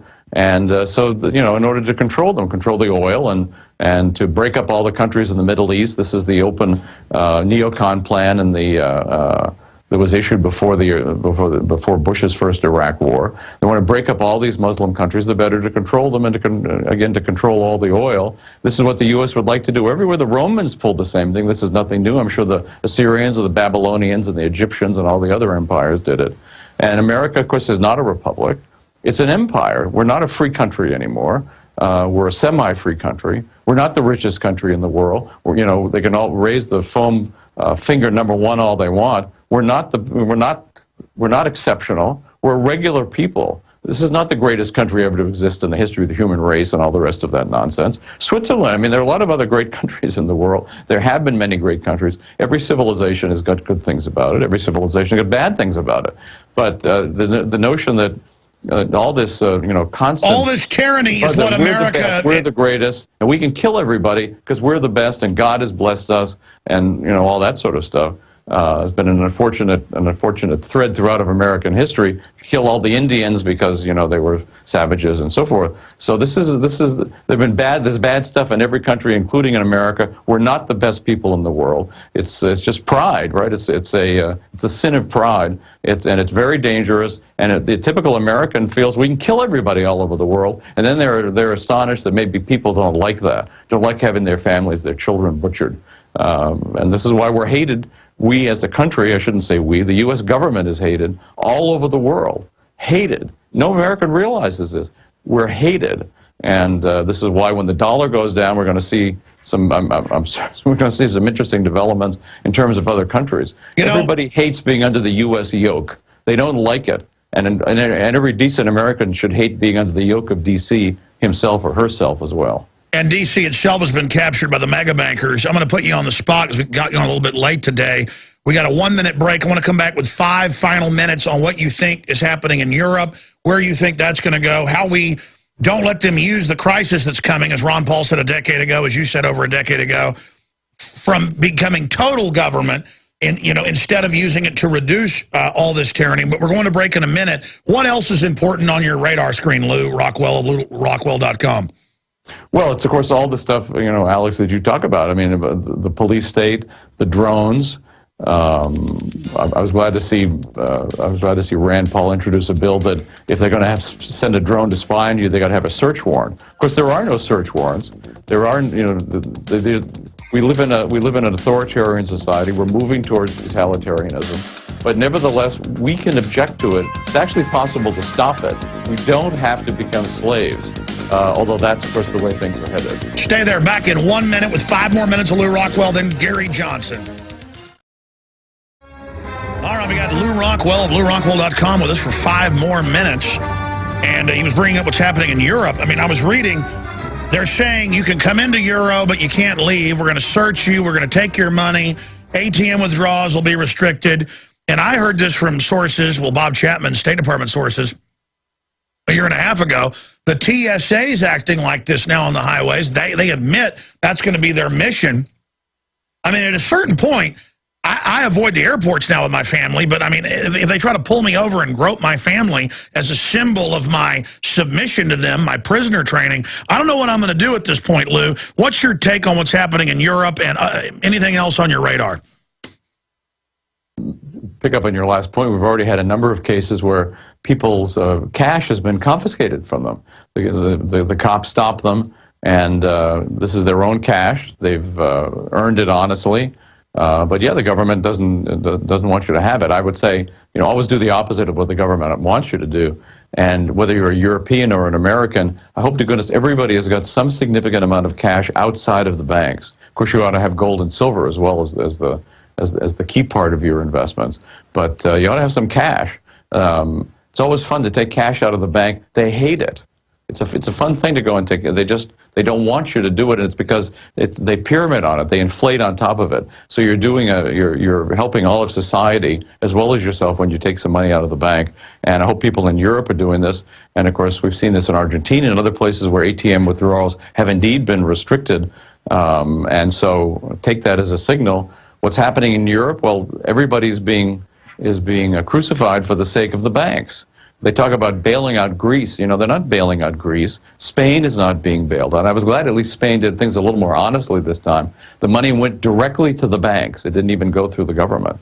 So all this is about bailing out the banks, not Greece being bailed out or whatever, and the higher taxes and so forth being forced on these countries. It's to pay off the banks, all the banks that hold the government debt. And there's no way to do it, by the way. There is going to have to be a default. There's not enough productivity in the whole world to undo what these rotten banks have done, these fractional reserve banksters who are in league with the government. Same in our own country.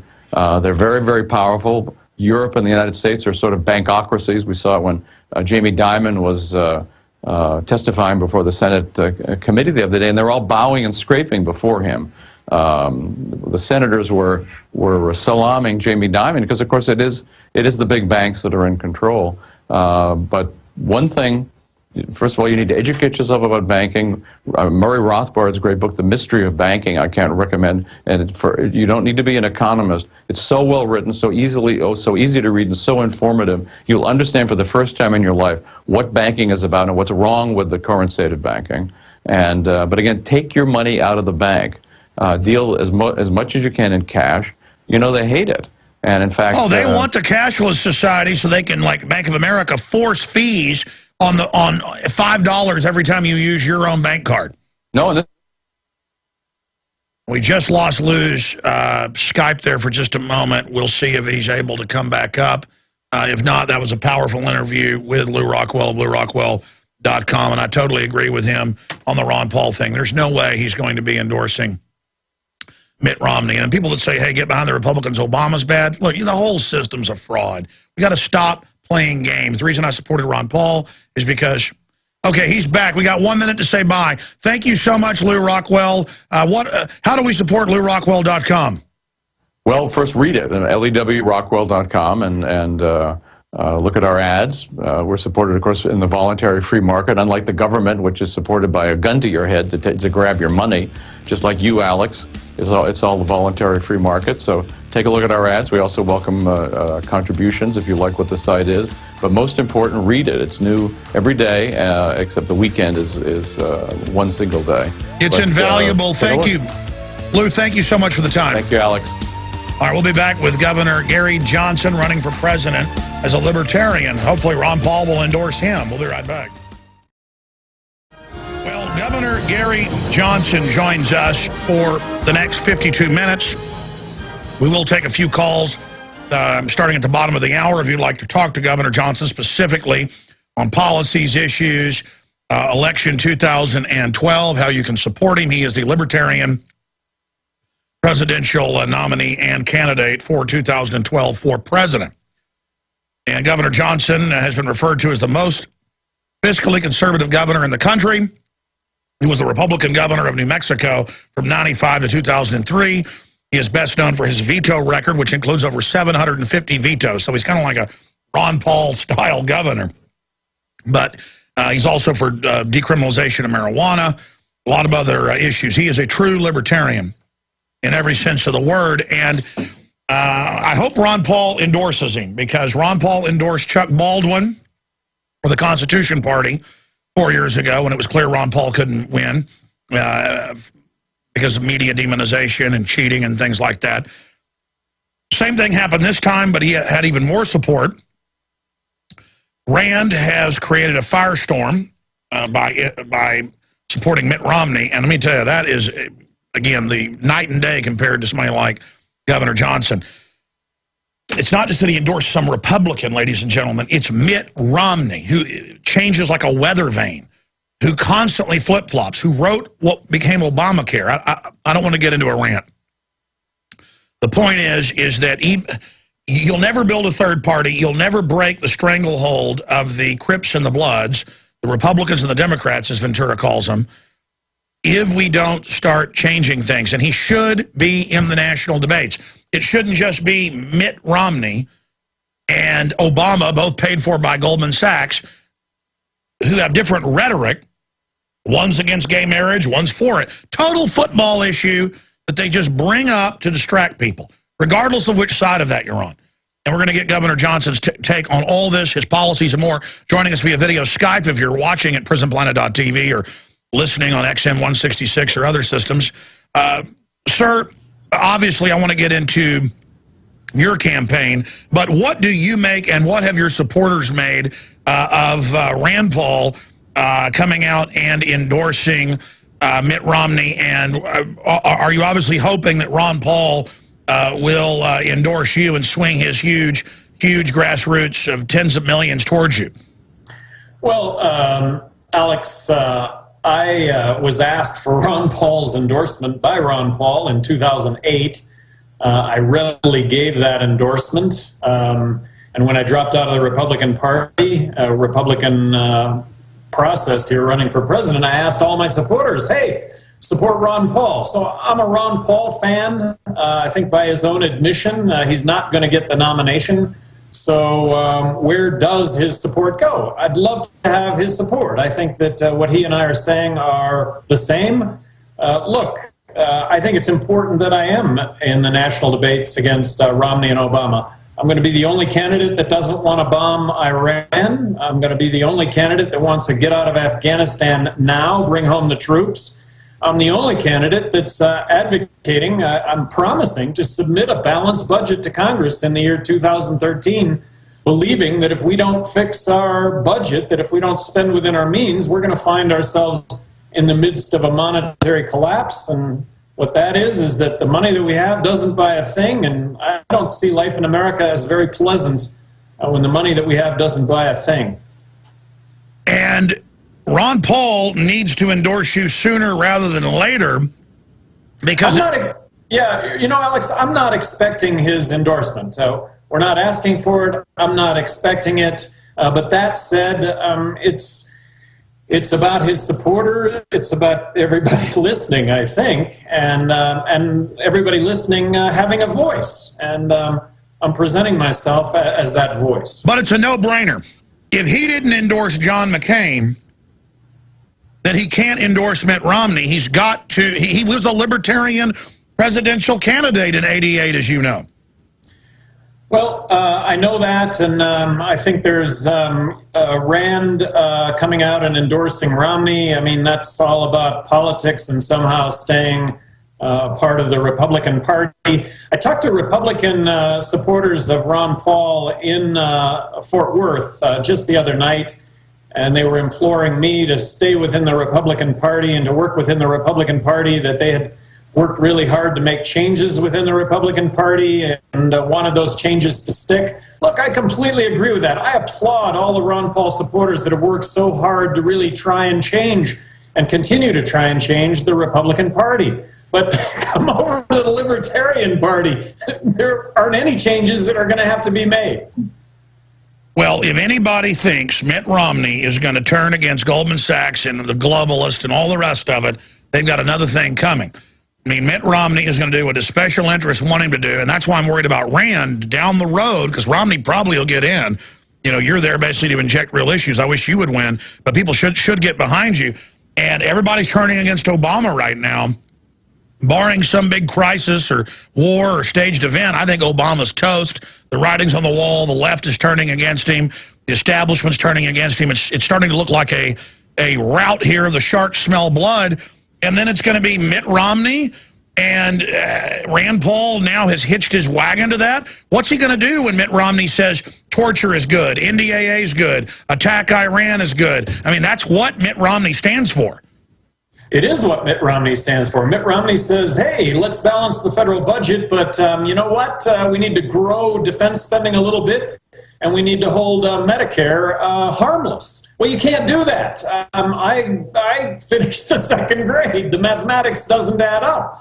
Look, we need to cut $1.4 trillion from the federal budget now. That is a 43% reduction in federal spending.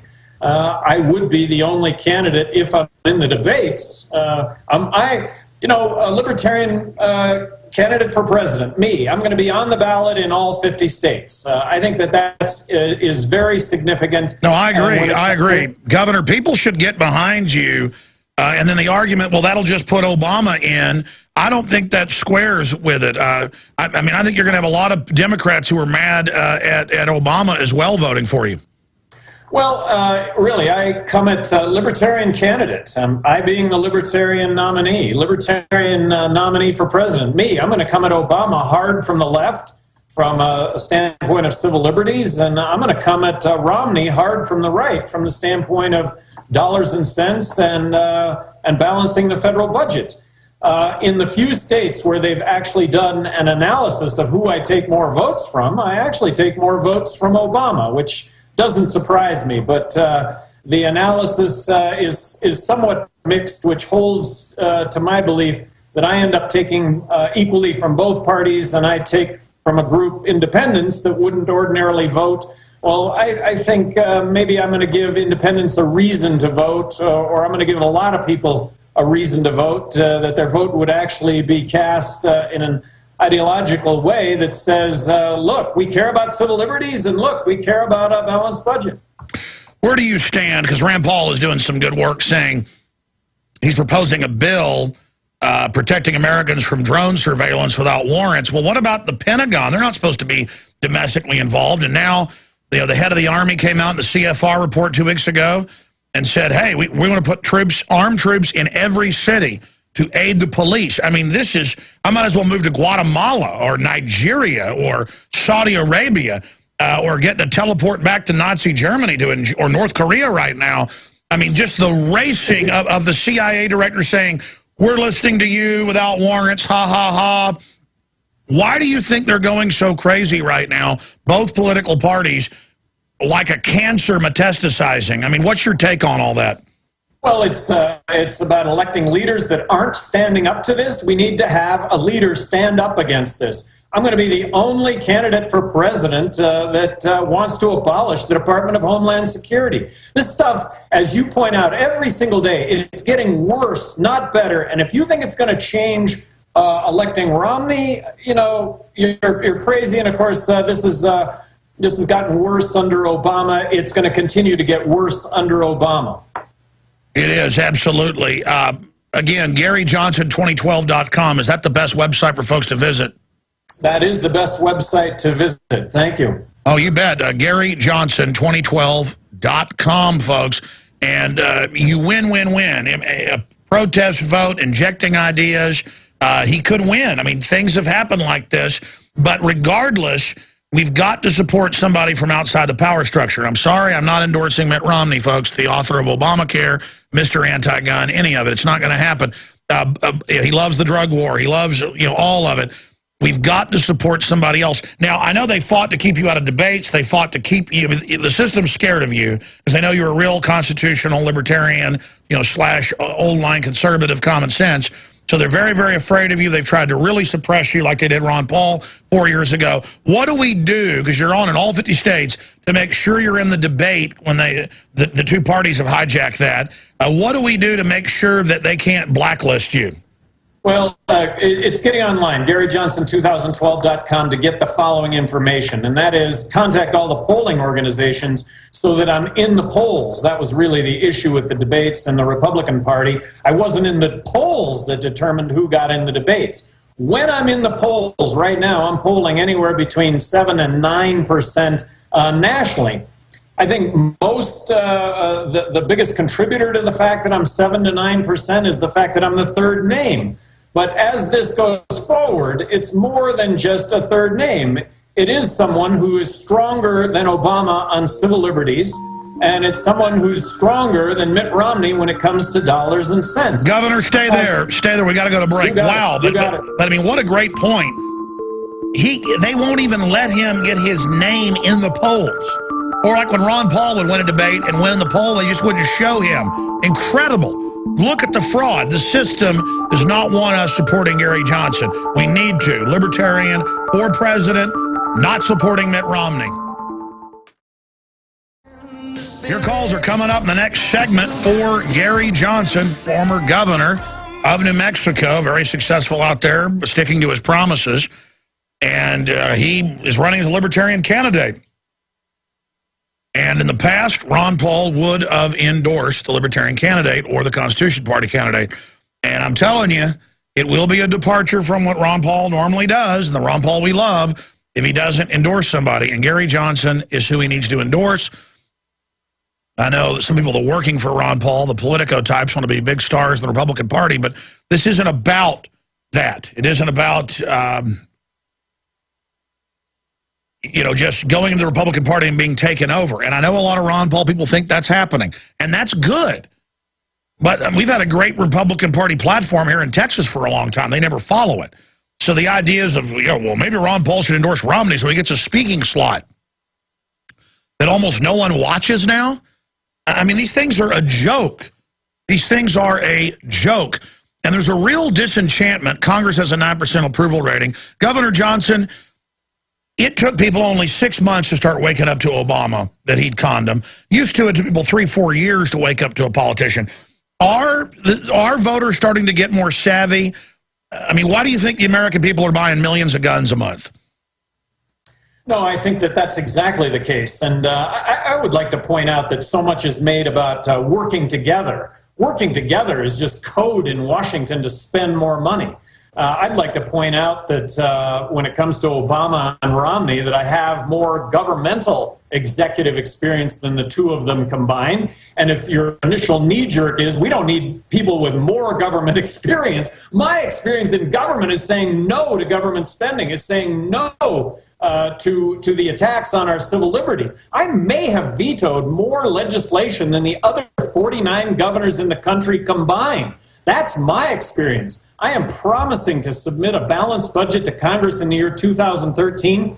I am promising to veto any legislation where expenses exceed revenue. Are they going to override my veto? Yeah, they sure are. They're going to have to. But I'm going to argue that spending will be lower in that scenario than any other scenario possible. Imagine a libertarian president challenging Obama to repeal, or excuse me, challenging Democrats in Congress to repeal the Patriot Act, to abolish the Department of Homeland Security, to let's not bomb Iran, to get out of Afghanistan. Imagine a libertarian president challenging Republicans in Congress to get some starch. Imagine a libertarian president vetoing a Republican spending bill that spends too much.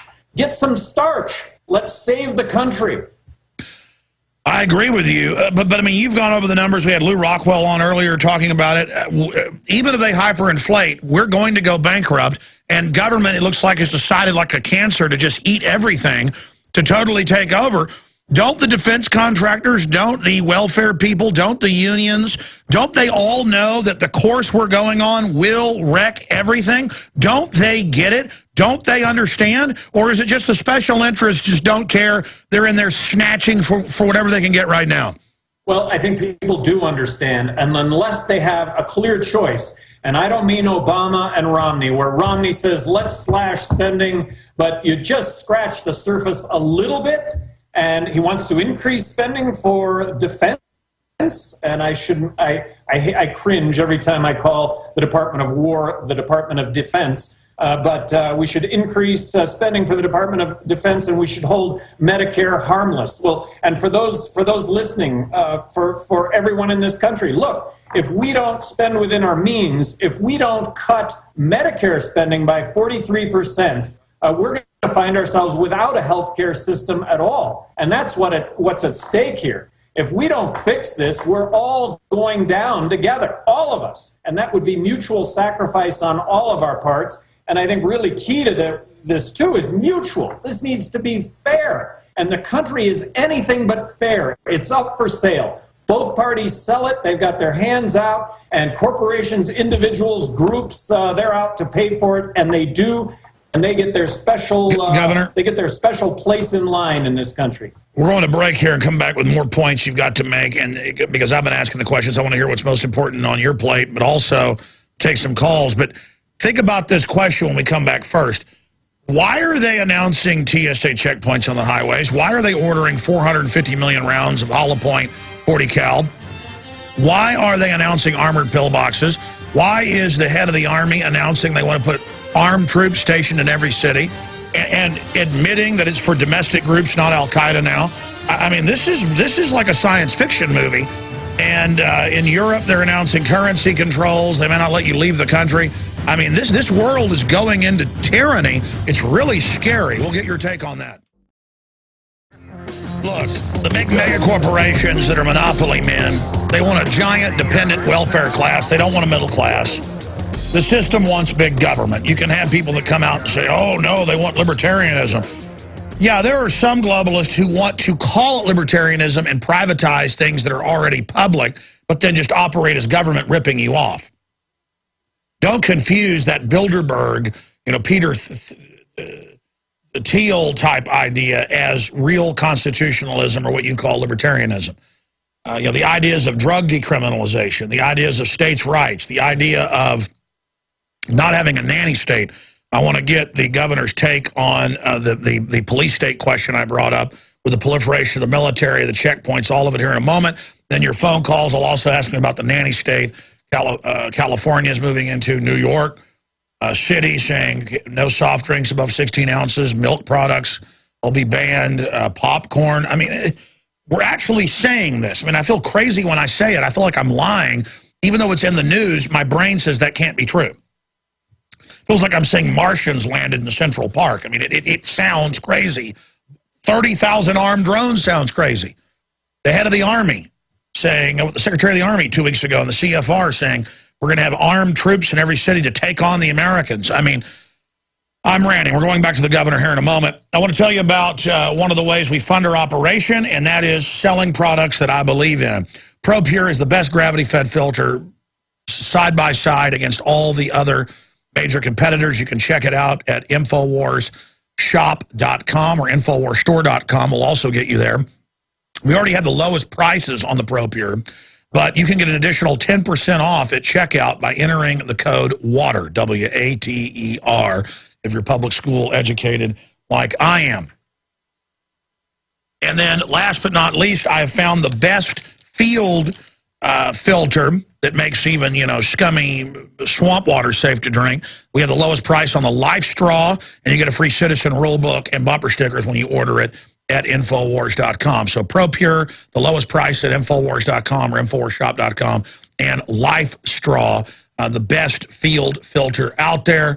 An amazing technology. Life Straw, ProPure, both available at InfoWarsShop.com or by calling 888-253-3139. We also, because it's back in print, we sold these about a decade ago, but they went out of print. Now they've been reprinted, a new, bigger edition. It's a wider page, bigger font. Gary Allen, None Dare Call It Conspiracy. Very, very powerful book, available at Infowars.com, discounted as well, along with Tragedy and Hope that Ron Paul was talking about in the last hour, all at InfoWarsShop.com, and we are listener supported.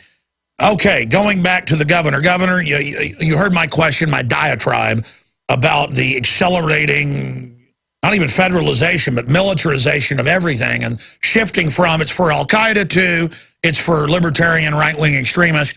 What do you make of this, and what would you do as president? What will you say in the debates about this issue?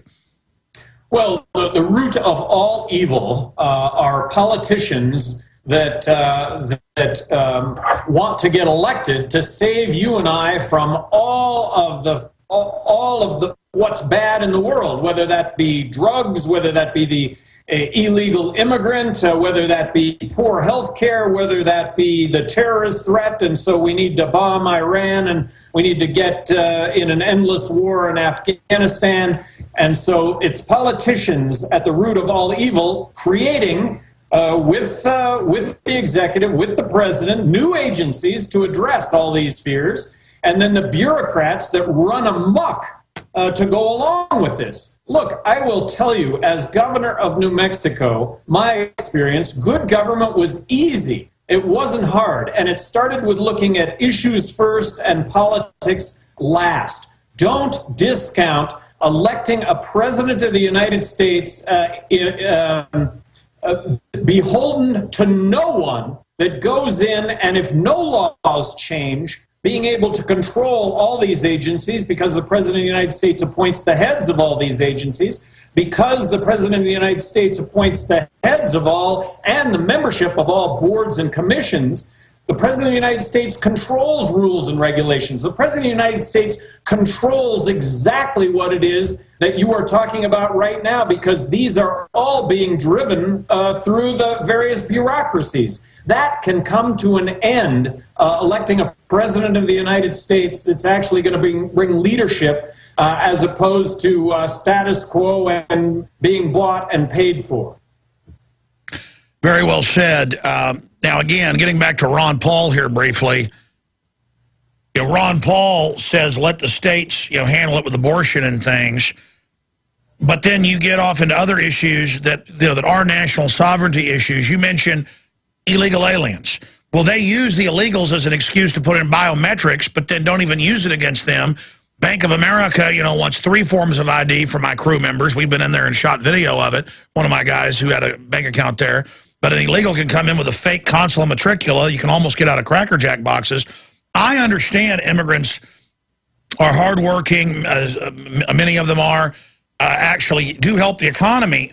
My issue is not with them. It's that the government, Republicans as well, give them welfare, get them on the system, teach them victimology and all of this liberation theology. I mean, when I was in high school at Anderson High, they were teaching us, you know, that America was evil and Mexico's going to take over. And this was white teachers doing this, by the way. I mean, this is what the government wants, is to kind of break things up, have us at each other's throats. And I understand you represented a border state there in New Mexico, but you can't have the illegals here, and you got to kick them out because of the welfare. I mean, you know, they come across the border, they have their kids, they immediately, I have to pay for it, and then the illegals end up becoming Democrats who vote 90% of the time to try to ban my guns. So that's why I have the problem with the illegal alien. So how do you deal with that as president? Well, I think we make it as easy as possible for someone that wants to come into this country and work to get a work visa. I'm not talking about citizenship. I'm not talking about a green card. I'm talking about a work visa that would entail a background check, because we don't want criminals working in this country. With regard to the 11 million illegal immigrants that are here in this country right now, I think we need to set up a grace period where we can get them a work visa. And you're absolutely right about welfare. We do not want this to be about welfare. It needs to be about work. The third promise I'm making when it comes to the economy, besides submitting a balanced budget and vetoing expenditures that exceed revenue, is I am advocating throwing out the entire federal tax system, throwing out the income tax, throwing out corporate tax, withholdings, abolishing the IRS, and replacing it with one federal consumption tax, in this case the fair tax. If we implement the fair tax, taxes will not be an issue, whether it's illegal immigrants, legal immigrants, U.S. citizens, visitors. No one is going to be able to I understand I understand that would turbocharge the economy. Here's the problem, and I was told by insiders 18 years ago, and turned out to be very accurate, that they were going to always come out and have people push a fair tax or a flat tax, a sales tax, VAT, whatever the case is, and then bait and switch and call the income tax your Social Security at 10%, and then have basically 9999. You know, the real plan that he was pushing was 4 nines, and so then they can always jack the 9s up later, and it's just a way to get total federal surveillance of now all the sales happening at the point of sale. I mean, what is your fair tax plan? Well, my fair tax plan is the fair tax. It's the consumption. So for those listening, watching, get online, fairtax.org. It does away with the 16th Amendment. No more income tax, and no more withholdings from your payroll check. So, Alex, Social Security, Medicare, unemployment comes out of the proceeds of the fair tax. No, I understand, but I mean, you're pledging that this would not happen unless we did get rid of the income tax. That is part of the fair tax package, which 90 congressmen and women have signed on to this point. So the discussion or the template is there. I know, but notice Neil Bortz even pushed that, but then as soon as it got down to the point, it was 999. And they left out the other 9. It just makes my head hurt to think. Well, no, this 999 is something completely different. No. I know it is, but I'm saying that's what they're going to end up pushing is, oh, we're not going to call it the income tax, but we're going to call it a Social Security tax. Well, it wouldn't be a Social Security tax because the proceeds of Social Security come out of the proceeds of the fair tax. Now, you're right to criticize the finer points of all this, but to go to a one federal consumption tax is really a vast improvement over what we currently have. And imagine abolishment of the IRS and the ramifications that will have on the economy, that all of us don't end up spending months out of the year dealing with our taxes. No, I hear you. Let's go to some phone calls. Former New Mexico Governor Gary Johnson's our guest. He's the Libertarian presidential candidate, 2012, GaryJohnson2012.com. Or you can do the big boy thing and support Mitt Romney or Obama. You can grow up, like one editorialist said, of people that wouldn't compromise. Folks, compromising has gotten us here. And if it was real compromise, I might be for compromise occasionally. But All we hear is compromise, compromise, like Gary was saying. Work together. No, that means you give up ground to big government, regulations, nanny state. That was my last question. I promise we're going to calls, Governor. What is your take on the orgy of nanny state? Dogs have got to be in seatbelts or have or licenses for a paddleboard in Minnesota. Jesse Ventura's in Forbes talking about that. Talked about it 2 days ago here, Governor Ventura. We've got can't have popcorn. Want to ban milk products in New York. Banning soft drinks. I mean. Hopefully I'm speaking the obvious here. Bloomberg comes out, talks about sodas and the fact that they're unhealthy, drinking a soda over 16 ounces. Well, he's absolutely right. But he's going to make this government policy. Okay, so let's just look at this for a second. He makes this government policy. He makes it a law. You can't sell sodas over 16 ounces. You just buy two 12-ounces. You just buy two 12-ounces. But the point is, let's say he implements this. It's very, you know what, it brings about awareness. People actually do get healthier. They're able to measure this somehow. But that's Bloomberg. He puts it into play. But then his successor, because it actually is showing, and I don't think it would have anything to do with his law. It would just have to do with the awareness that went along with it. But then his successor comes along and criminalizes a 32-ounce container, criminalizes activities that otherwise wouldn't be criminal. You know, this buckling up the dog. The fine for not buckling up your dog is higher than the fine for not buckling up your child. Exactly. That's where it goes to. It isn't the initial thought. The initial thought is well-intended, and it really does have a basis in better human behavior, healthier human behavior. Yeah, but you can't have the government telling you what size drink you can have. Exactly, because the ramifications of this is you end up criminalizing the 32-ounce container. And then you end up with a bureaucracy that's going to roam the streets to make sure that, oh, there's somebody with a really big cup. Is there water in the cup or is there Coke in the cup? Absolutely, Governor. Yeah. No, it's going to give the police total excuses to get involved in our lives. It's a nightmare. Let's talk to, there's so many callers here. Let's talk to Keith in Pennsylvania. You're on the air with Governor Johnson. Go ahead. How you guys doing? Pretty good. Real quick, I wanted to let you know how I woke up. I was laid off of my job in 2009, and I all of a sudden had all this time on my hands to do research and find things out. And it also led me to a hobby of mine, which turned into my career of playing poker online, and that's how I made my living. I'm sure you guys are aware of everything that's going on with that now. So I was just curious to know where Gary Johnson stands on, me being able to make a living with online poker. Yeah, where are you on online? Where are you on online gaming, sir? Well, I reached out to the poker players. This was well over a year ago, and said this is crazy. This should be a U.S. enterprise, and that the government bans it, and then so all poker players have to play poker online with offshore enterprises dictating it. Well, then the Justice Department cracks down on that. So what we've done is we've taken away 10 million Americans a passion for playing poker online, and we've taken that away. We're going to allow them to go into a casino, though, where they have to lose hundreds of dollars. Well, that's what it's about. It's about going and doing rigged slot machines instead of having fun playing poker. And it's the same Justice Department caught shipping guns into Mexico to blame the Second Amendment. Thank you, caller. Governor, what's your... And then here's another thing. Oh, all right, I'm a mountain biker. That's my passion.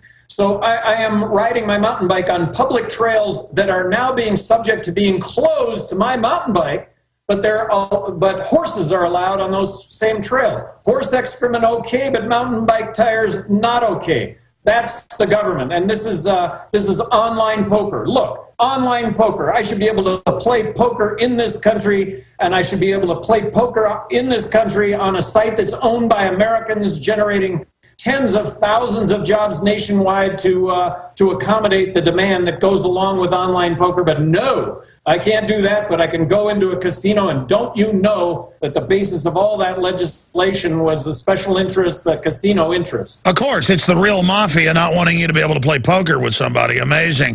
Let's talk to Steve in Michigan on water fluoridation. Go ahead, Steve. Steve in Michigan, you're on the air with Gary Johnson. You have a water fluoridation question? I really wanted to hear that question. I can hear the guy breathing. We'll put him on hold. Kevin, you're on the air with Governor Gary Johnson. Go ahead.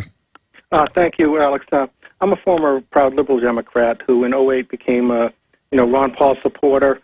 Big government was being used. I felt the money was never getting to where it was promised, and then I really responded to Ron Paul's answer to corruption. I've supported him in 12. I do not feel any anguish about the Rand Paul endorsement. He can do what he wants.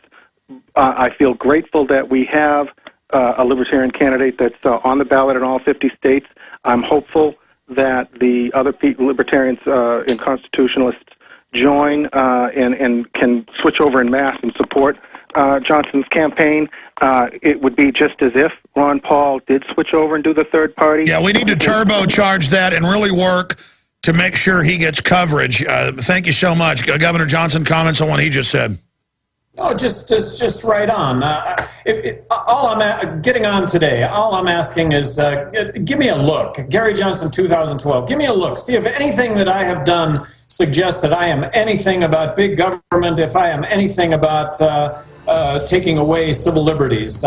Arguably, I've done a better job of someone who's been in office of taking these interests on than anybody else, and that's what I'm putting myself out there as. Well, you certainly did what you said you would do as governor, even though I disagree with you on a few issues. The fact that you do what you say you're going to do, I mean, that is such a rare political resource that I'm going to support you. I'm not going to support Mitt Romney. Final segment with Governor Gary Johnson here. Up at Infowars.com, here's some of the headlines. Tom Woods, Ron Paul, don't endorse Mitt Romney, the video of that. Ron Paul 2012, should listen to Ron Paul 2008, that full video. Chuck Baldwin warns Ron Paul. U.S. congressmen demand justification for drone strikes. So is Rand Paul doing a good job there. Transhumanism agenda enforced with nano weapons. The nanny state is here. Life in occupied America with a Cade. Nigel Farage, member of the EU Parliament. The Euro Titanic has now hit an iceberg. And so much more at Infowars.com. Okay, Steve in Michigan, you were away from the phone, but I want to hear your fluoridation question. Go ahead for Gary Johnson. You're on the air with the governor. Hey, Gary. First of all, I want to say I know you mean well, and you have an acute understanding of fiscal policy and the financial debacle we face as a nation. However, when you visited Michigan State University last year, you were hosted by the Young Americans for Liberty student organization, and I asked you a couple questions. One had to deal with fluoridation of municipal water supplies, to which you responded without hesitation, shrugging your shoulders, saying, well, my dentist says it's good, so it can't be that bad. And then also I asked you about Janet Napolitano's See Something, Say Something campaign, to which you kind of likened it to a neighborhood watch, and you said maybe it's not a bad thing. So I know you're not a bad guy, but I want to hear your rebuttal, maybe flesh it out what you meant. Okay, thank you, caller. The issue of See Something, Say Something, let's take that first. Their point is, though, they want to get us all tattletaling on each other, and it creates this fear that terrorists are hiding under the table. Well, look, if See Something, Say Something is reporting to the authorities that your parents are smoking pot and then your parents end up in jail, which is, we've seen instances of this all the time. No, that's not a good thing. So, Steve, I really always want to be honest and forthright, and the See Something, Say Something in terms of no TSA, in terms of no Homeland Security, and gee, if you really do see something, that you should report it. Exactly. I mean, if I see somebody doing something illegal, I will call the police or do something myself. You're for getting rid of Homeland Security. I mean, that answers, you said that before he came on. Well, so my point is that this is the kind of thing, without government, this is the kind of a thing that we can rely on. Fluoridation. Look, I don't want to make it a federal government program to fluoridate the water, but if your city's fluoridating the water and it's something that you're absolutely opposed to, then that's where that issue should reside, not certainly with the federal government. Sure, I think those are good answers, and we can further educate you on those things. Real fast, let's talk to Dan in New Mexico. Last caller we have time for. Sorry to the other callers. Dan, go ahead. Hello, Governor Johnson. Calling from Albuquerque here, and we definitely support you. Definitely, no doubt about it. Here in Vantana Ranch, I got my sign up. A couple things. First is I'd like you to address how you would get homeschoolers better supported. We only got about a minute and a half. Okay, homeschoolers. What else? And number two is that I do think that you can win. I think it's a money issue. I'd like to help with that. I'd like to call the Utah office. Can you give me a name to talk to? Get online, GaryJohnson2012.com. Talk to Grant. And, okay, thank you. We got to jump, but folks, even if the point of supporting is to get the word out. Bottom line, you only lose by not trying. Governor, real quick, what's your view on homeschooling and the assaults on that? Well, I'm an absolute supporter of homeschooling, so when it comes to the federal government and what should the federal government do regarding education, abolish the Federal Department of Education. Give all this back to the states, 50 laboratories of innovation and best practice, and that's exactly what we'll have. But get the federal government out of education. Established in 1978, look at educational performance from 1978. It's gone straight down. Governor? Nothing to suggest value added. Absolutely. Candidate for president. Thank you so much, Gary Johnson. Big show tonight on TV, 7 o'clock. PrisonPlanet.tv. Made a bunch of concerns break. Now, we've got other huge world news going on, and I'm going to cover that first here today, because in the second and third hour, we've got Governor Gary Johnson coming on. That'll be open phones. Lew Rockwell's coming on, specifically calls for him, so I'll open the phones up with Lew Rockwell and Governor Gary Johnson, specifically for questions for both those men. We're not just going to be talking about Ron Paul all day and Rand Paul. But this is a big deal, because the Liberty Movement is beginning to win, getting 70+% of the military's donations. I mean, that shows that the idea of fighting the globalists, restoring the republic, cutting taxes, defending the family, Second Amendment, states' rights, nullification, getting us out of the UN, auditing and abolishing the Federal Reserve. We understand Ron Paul's in a dangerous position pushing all that. So he went from let's get rid of the Fed to, well, let's audit it and then maybe get rid of it. I understand all that, and I understand Ron Paul not coming out and saying 9/11's an inside job, even though he talks about false flags, stage terror, and says he questions the official story because government always lies. He also goes along with the narrative and says, okay, if we're not attacking them, they wouldn't attack us. So I compromise a little bit over the years, knowing that Ron Paul couldn't be Alex Jones, even though you read his writings from the 80s and early 90s, he was. I mean, this guy is iconic in his understanding of the New World Order. He's the proto Alex Jones. He's the proto info warrior. But if he's trying to cement some dynasty with all the power we've brought to the table as patriots, it's not going to happen. I had Chuck Baldwin on last night, the Nightly News, who Ron Paul endorsed when he couldn't win in the 08 election instead of McCain, and he was saying this is devastating what's happened. And he believes Ron Paul will not endorse Mitt Romney, but basically said it will be like a nuclear bomb going off in the Liberty Movement if he does. Tom Woods has said the same thing. Tons of news coming up. Stay with us.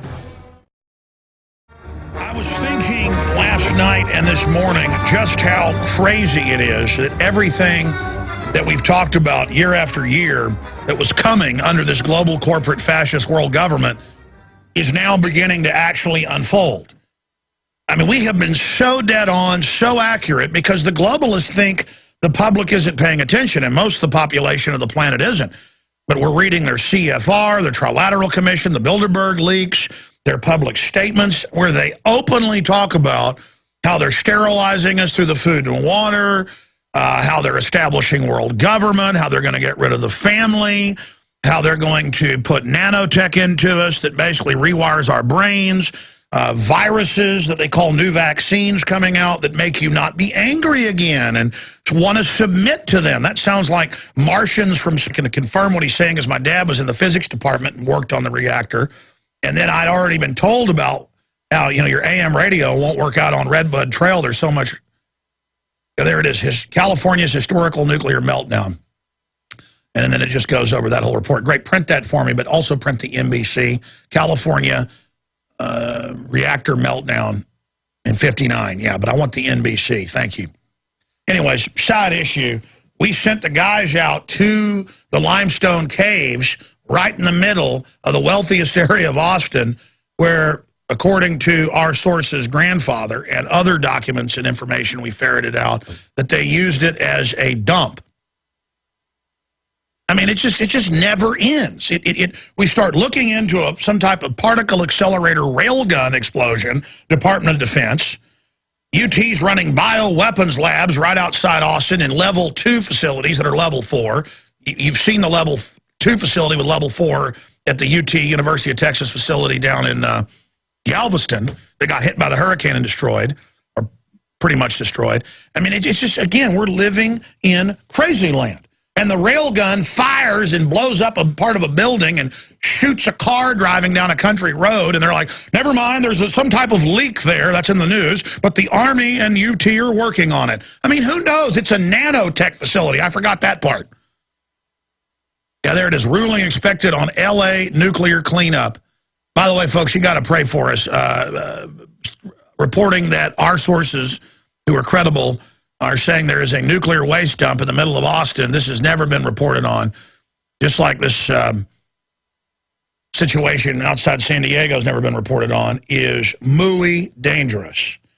But I know they know, because our phones are tapped, that we're looking at this. So it doesn't matter. I've got to go ahead and say it here on air, even though the report's not ready. But this will be national news. So, I mean, I'm supposed to talk about, because that's what everybody's upset about. I'm upset about it. Ron Paul. You know what? Ron Paul's a good guy. Rand Paul's a good guy. They've got a bunch of mainline Republican analysts working for him now, and I think they're making big mistakes. But I don't want to hear the denial that Ron Paul's not involved in this. And it's our job as his diehard supporters and contributors to not let them compromise, instead of saying, gee, is it okay to criticize anything they're doing? Over 80% in the poll we've got at Infowars.com was 80% last night. Let me check it now. Think that it is a bad idea for Rand Paul to join with Mitt Romney. Do you approve of Rand Paul's decision?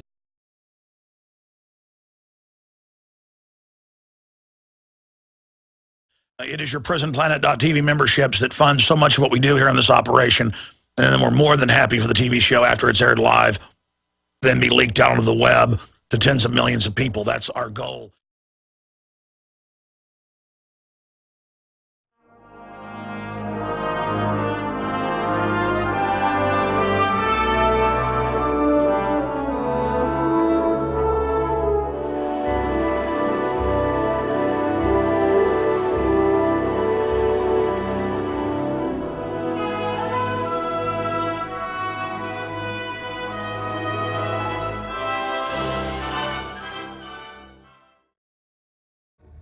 Ladies and gentlemen, we are live. Thank you so much for joining us today. Almost didn't make it into the studio here for this segment because I was so busy going over news and big developments that are unfolding.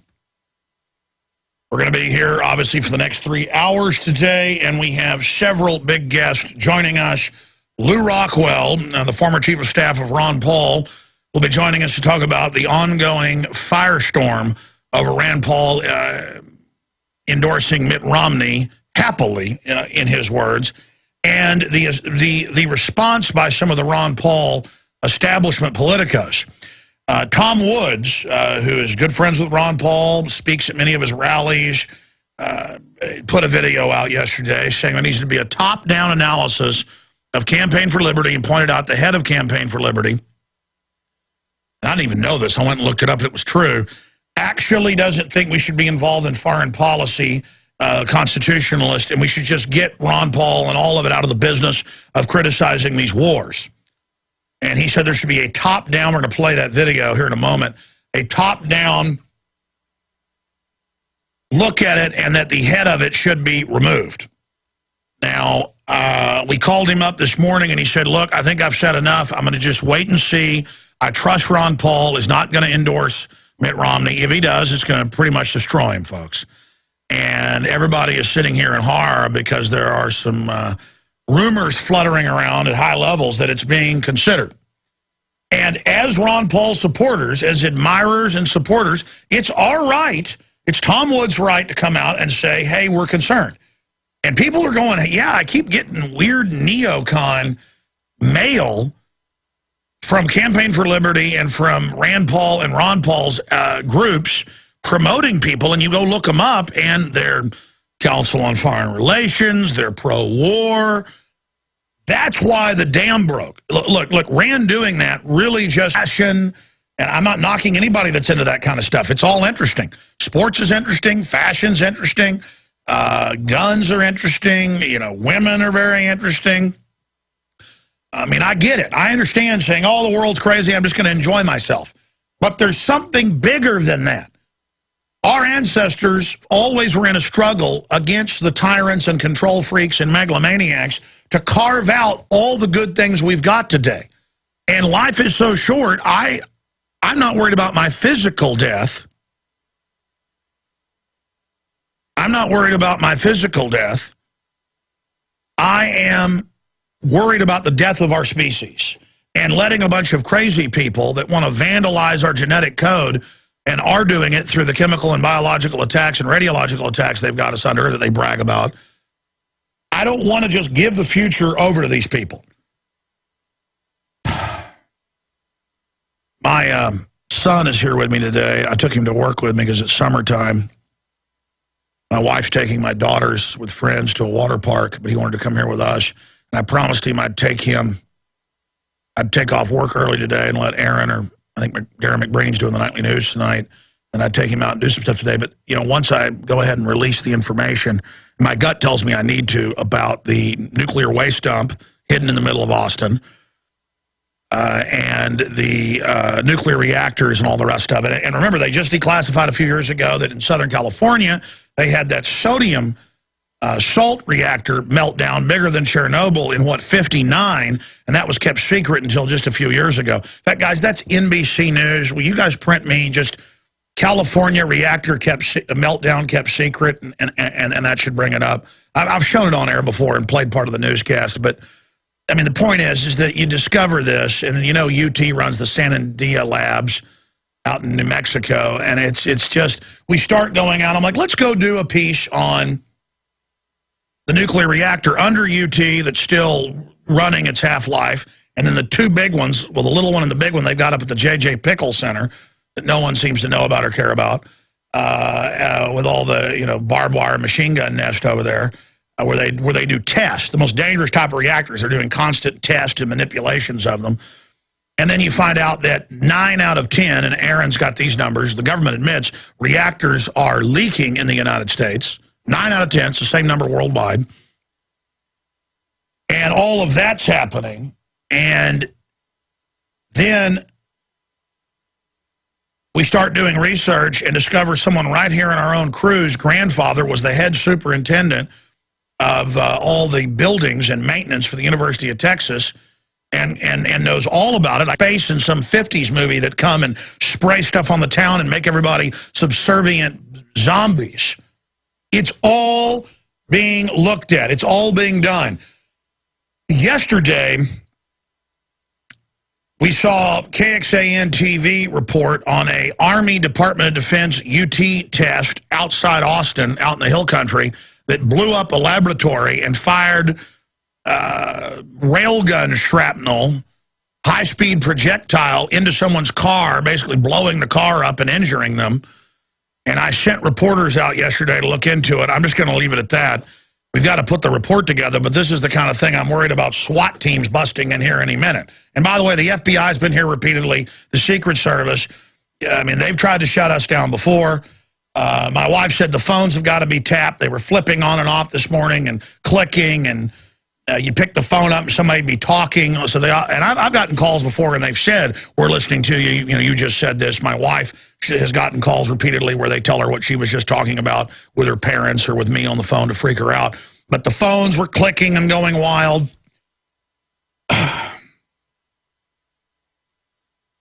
I'll just go ahead and tell you this, okay? They were out till 10 o'clock at night working on this. This led to a chain reaction of the discovery of a nuclear waste dump off Redbud Trail in the middle of Austin. They've still got the shut down old reactor under the LBJ library. We tried to go look at that and got threatened with arrest. And all of this ties in. They've got a bioweapons farm out by Bastrop with a bunch of monkeys and apes in it, testing stuff that'll literally wipe off 90% of the world population, or 6 billion people plus, in a matter of months if it was released. And I've got sources on that.